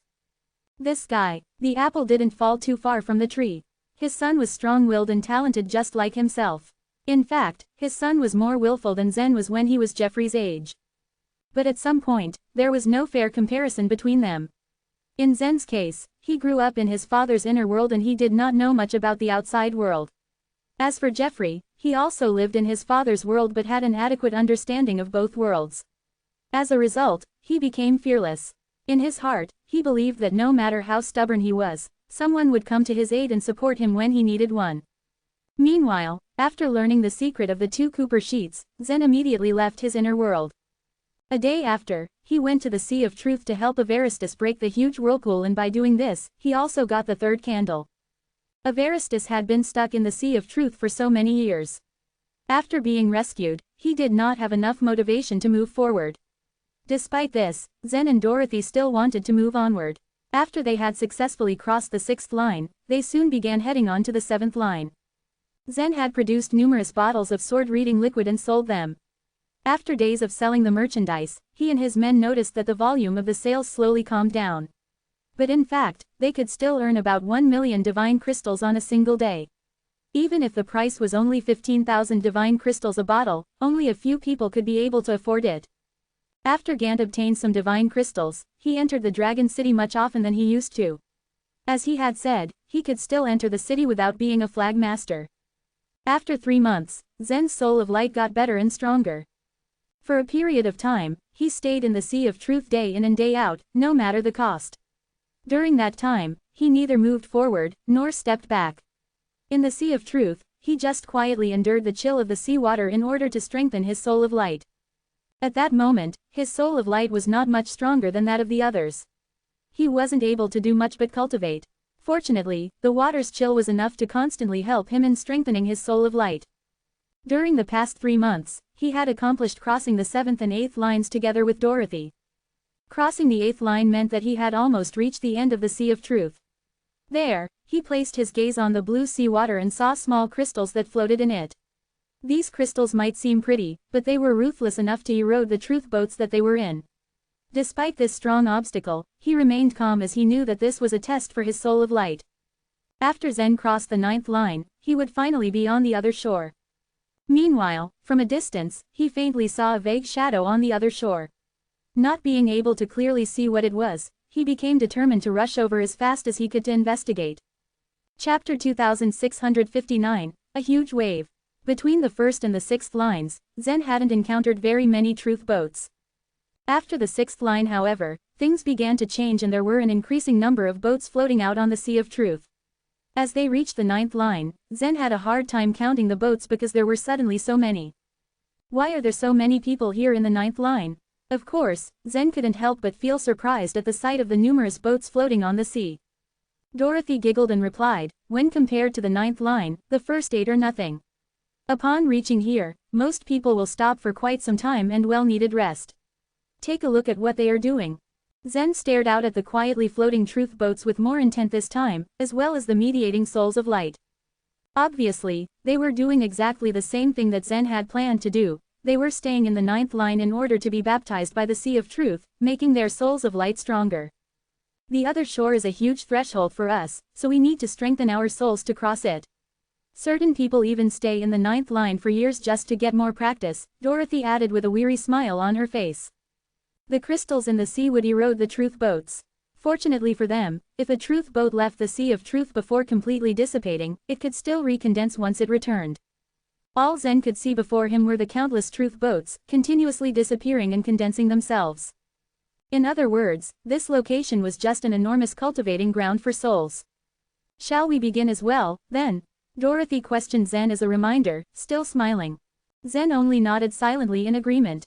Much like what the others had done, Zen adjusted the truth boat's direction and let it withstand the sea's erosion. In this respect, the members of Dragon City had some advantages. Throughout the process of cultivating the souls of light, certain people bought soul pills repeatedly. At first, Zen was very confused. Seeing as divine crystals couldn't be brought to this place, how would they even manage to shake on a deal? After listening to Dorothy though, Zen ultimately understood the operation of the deal. One of the parties handed divine crystals over to the Mice League in order to guarantee the deal. Afterward, the soul pill was sold in the Sea of Truth, and the Mice League would pay the divine crystals to the other, acting as a third party. Without a doubt, throughout the entire process, the Mice League would get some divine crystals as commission. Moreover, this kind of deals were not limited to the Sea of Truth. In fact, even the deals that took place on the other shore relied on the Mice League's guarantees. It was safe to say that every single day, these types of deals were taking place. They were far more common than anyone could imagine. As the guarantor, the Mice League itself earned great profit. Dorothy's words encouraged an amazed feeling inside Zen. The group of ear mice in the source world were indeed very smart. Before long, the days grew shorter, colder and autumn gave way to winter. The entire Dragon City was covered with a thin layer of white, sparkling snow. Most people stayed out in the 9th line for only 6 to 8 hours at a time, but Zen spent twice as much time in this place as them. When he wasn't here, Zen went to the sword tower to study the godly ways blending swordsmanship and the 9 flashlight splitting swordsmanship. Besides, he also spent a little time integrating the godly ways. Zen was aware of everything that happened in his inner world. All he had to do was to follow the evil god's method of merging the godly ways. The evil god had used it in the past. Hence, this task wouldn't be a challenge for him. There was trouble, however. The evil god wasn't a consummate true god at that time. It was important that when he merged the consummate godly ways, he'd need to pay special attention to a few points. In the blink of an eye, another 3 months had passed. The crux of winter was over. Within the 9th line, a truth boat suddenly moved. At once, thousands of truth boats simultaneously moved forward as well. Huh, what's going on? Zen blinked a few times in order to make sure he was seeing correctly. He was slightly stunned by the scene. These people are going to break through to the other shore, Dorothy uttered in a low tone, still with a smile spreading on her lips. Shall we go with them? Zen asked in a curious voice. If you want, I guess. I'll keep you company, Dorothy answered. Dorothy had no problems getting to the other shore on her own. She had a necklace of mystic soul. Despite that, she still believed that both she and Zen needed to exercise their souls of light. And even if she did succeed, reaching the other shore too early wasn't the best idea. Okay, Zen nodded in agreement. Both their truth boats began to move forward across the sea water. It was hard to imagine how difficult breaking through to the other shore would be, which was known as the last bottleneck. Every time someone tried to reach the other shore, it meant thousands of truth boats had worked together. It was a spectacular scene. Someone was capable of taking the lead for him, and for this reason, Zen was happily capable of relaxing. All the truth boats were divided into 3 lines while Dorothy's and Zen's truth boats tailed a little behind. Splash, splash. As the ahead truth boats moved on, waves rolled out behind them, causing rows of truth boats to undulate all at once. Be careful, everybody, someone called out in warning. Before arriving at our destination, the waves will only keep getting stronger. If you can't steady your boat on your own, do yourself a favor and turn yourself back around. As they moved forward through the tumultuous water, people continually shouted out loud warnings. The warnings were then passed on from one to the next, ensuring that everyone was given the same information. Seeing people die in their attempt to reach the other shore was quite common. In fact, this was also the rule in the 9th line. As soon as the warnings had been called, certain warriors left the group, turning their boats around to return. These warriors knew their limitations, so they dared not attempt reaching the other shore. I wonder if Nicholas had wandered here for a long period of time all those years. Zen remembered that Nicholas too had been a member of the 9th line. He had also been stuck in this place for quite a long time. It didn't mean that Nicholas was weak. He couldn't get his hands on any soul pills in the Divine Land, nor did he have the same resources as those in the Dragon City. Saying that it was difficult for Nicholas to completely rely on himself to reach the other shore was an understatement. As soon as Zen swallowed a soul pill, the effects kicked in and the pill not only helped him resist the cold but equally calmed him down. At the same time, Dorothy chose to adjust her heartbeat a little, standing steadily at the head of the boat. Every time the sea waves surged, both Zen and Dorothy struggled somewhat in maintaining the balance of their truth boats. In the thousands of people, chances were that only about 100 of them could perform as steadily as Zen and Dorothy. After the fleet moved forward approximate 10 miles, the waves suddenly became larger and the cold wind roared loudly in their ears, nearly forcing their souls to freeze over like icicles.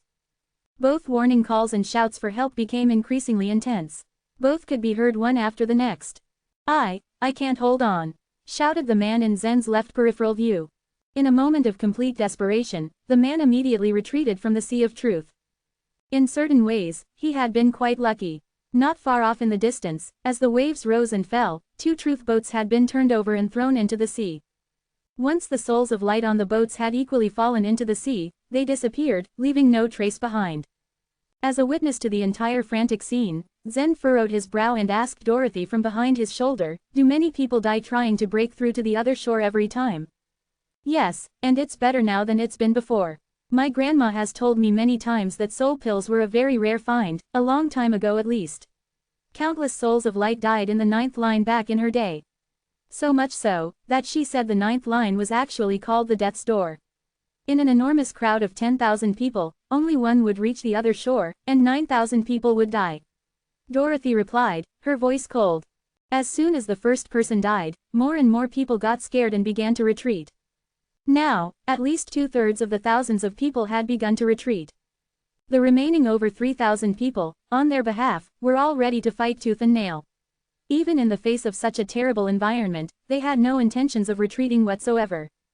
With another 10 miles traveled, the waves once again doubled in force and climbed in height. They were now unbelievably ferocious. A wave swept over and raised Zen's truth boat up a good 30 or 40 feet in height. "Zen, watch out," Dorothy reminded him, always with her watchful eyes. She was quite confident of Zen's adaptability, but despite that, she couldn't shake the worried feeling she had. Zen stood at the boat's head once again, sliding forward and defying the wave cleverly. As he reached the wave's peak, however, his face suddenly dropped. A wave of more than 100 feet in height was actually just 10 miles ahead, and it was heading toward them. The Truth boat was less than 4 meters in length and no more than 2 meters in height. There was no way it was ever getting over such a huge wave. Chapter 2660, Crimson Golden Sand. There is a huge wave coming at us from ahead. Zen exclaimed as he pointed towards it, looking at Dorothy with a worried expression. Dorothy turned the Truth boat slightly and skillfully avoided the wave in front of the boat. How high is it? She asked. Over 100 feet high, Zen answered as he furrowed his brows. Even Zen, with all his skills, could not avoid such a strong wave. If he and his boat came in contact with it, they would both perish. However, Dorothy remained calm and said, "Don't worry. The people ahead will tell us the duration of the wave." The duration? What do you mean? Zen narrowed his eyes, looking puzzled. At the same time, a loud voice enunciated from a boat ahead of them. The wave ahead is 130 feet high. It will last for about 12 seconds. About 12 seconds. If you don't want to die, get ready. About 12 seconds. Dorothy shouted at the people in their boats behind her. They passed the information this way from one boat to the other. Soon every warrior in their respective Truth boats was alerted about the wave. Dorothy then turned to Zen and instructed him, "The width of this wave is limited. When it rolls up in front of us, we can retreat. Then we can return to the sea after 12 seconds. After listening to her, Zen heaved a sigh of relief as his tensed expression relaxed. If one retreated from the Sea of Truth temporarily, their boats would disappear with them. And when they returned to it, they would appear in the same place they left. It was like hiding in a different space to avoid the wave. "That's a good idea," said Zen as he nodded approvingly. Dorothy smiled and said, "The creatures have thought of many ways in order to reach the other shore. This is the first wave, but it won't be the last. You must be careful." Soon after, Zen saw the giant wave roll up towards the Truth boats. The boats began to disappear one by one. It was obvious the warriors had left the Sea of Truth till the wave receded. Not long after, the giant wave raged forward towards Zen and Dorothy. "Don't worry, come closer. We can leave once the wave gets close enough," Dorothy uttered as she stared at the giant wave in front of them in anticipation. Although avoiding the wave was not a difficult task, the timing was important. "Now, let's go," Dorothy exclaimed in a crisp voice. Zen reacted to Dorothy and quickly activated the illusion-breaking rune. Just as the giant wave was about to crash onto him, he disappeared along with his boat. Under his flag, he slowly opened his eyes when he sensed no impact from the coming wave. A while ago, he was about to get hit by a strong wave that was capable of killing him. And now, he was at the outskirts of the Dragon City. The atmosphere was peaceful, and everyone was cultivating quietly. Feeling relieved, he let out a deep breath. His mind wandered off to Dorothy and the other warriors who crossed the Sea of Truth with him. He wondered if they had retreated in time to avoid the wave. 1, 2, 3, 4. Zen began counting down the seconds under his breath. After he mouthed 12, he composed himself, activated the Truth of Godly Way and returned to the Sea of Truth. When he returned, he turned his head to look back subconsciously. The giant wave had already moved far away from him, but Dorothy's Truth boat was still nowhere to be seen. Zen felt his heart sink. He wondered if she wasn't able to retreat in time and the wave had washed her away. But soon, Dorothy and her Truth boat emerged in the Sea of Truth. As soon as she appeared, she pointed at the small wave behind Zen and said, "Be careful." Zen felt a sudden jolt under the boat and his Truth boat almost toppled over as he struggled to maintain balance. "When you return to the Sea of Truth, you should look ahead first. If there was another huge wave, you would have been dead by now," Dorothy scolded Zen. "I was worried that you failed to avoid the wave," Zen responded with a hint of concern in his tone. "Even so, you shouldn't look back. It's normal for people to die out here. Even if I fail and die, you can't do anything about it," Dorothy said curtly. "Got it," Zen replied. Dorothy smiled to herself while looking at Zen's back.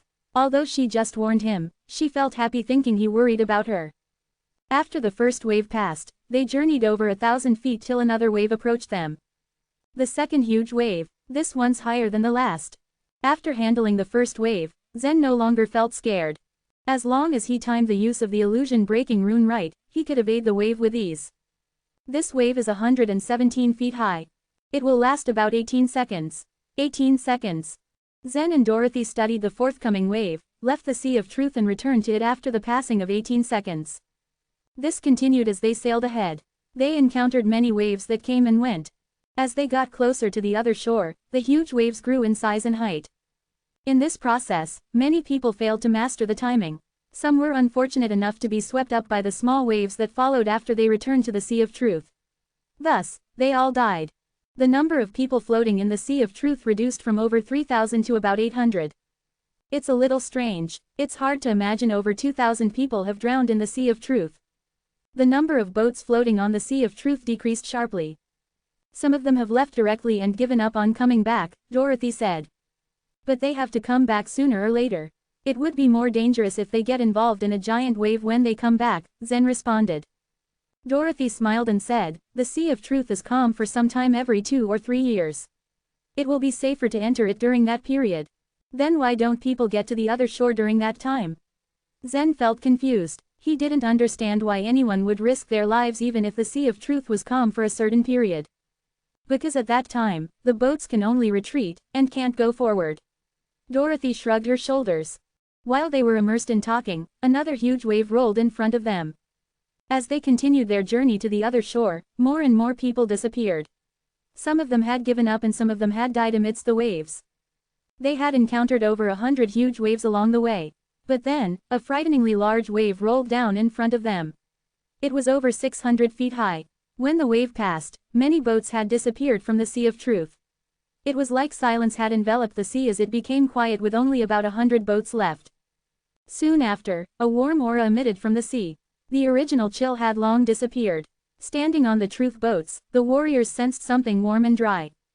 Then, Zen and Dorothy heard cheers coming from the boats ahead of them. Some of the people were jumping with joy and some of them looked relieved as they lay flatly on their boats without a hint of worry. The water of the Sea of Truth calmed down and the waves turned shallower than before. A golden beach came into view just several thousand feet away from where they were. Have we reached the other shore? Zen asked while staring at the beach. Yes, we have, Dorothy replied with a faint smile. She took a deep breath as she closed her eyes and stood there, soaking in her surroundings. That wasn't so hard. Zen thought the journey would be filled with many obstacles that would make it difficult for him to reach the other shore. He never expected them to arrive unscathed after passing those huge waves. Dorothy tilted her head and thought for a moment before replying, it's not difficult, but during the process of moving to the other shore, if you misinterpret the timing and make a mistake, you'll die. The water of the Sea of Truth threatened the souls of light so much that no one dared make a mistake while attempting to cross it. Splash, splash. The Truth boats sailed to the beach one by one. One of the warriors aboard a Truth boat jumped out excitedly, and his soul of light ran freely on the beach at full speed. Some even rolled on the golden beach to celebrate like it was the biggest achievement of their lives. Zen jumped off the Truth boat and looked around. The beach was empty. Apart from the golden sand, there were only a few stones lying around. Where are the other shore tokens? Zen asked curiously. Zen had imagined a huge pile of other shore tokens lying around the beach. He thought anyone who crossed the Sea of Truth to reach the other shore could grab their other shore tokens. Now he felt disappointed as he didn't see any of them. They are under your feet, Dorothy said excitedly. Zen blinked at her in confusion. He focused on the sand underneath his feet and asked, do you mean, the sand is the other shore token? Yes, Dorothy nodded enthusiastically. It is the most common other shore token. It's called crimson golden sand, Dorothy said. She didn't seem like she was joking about this.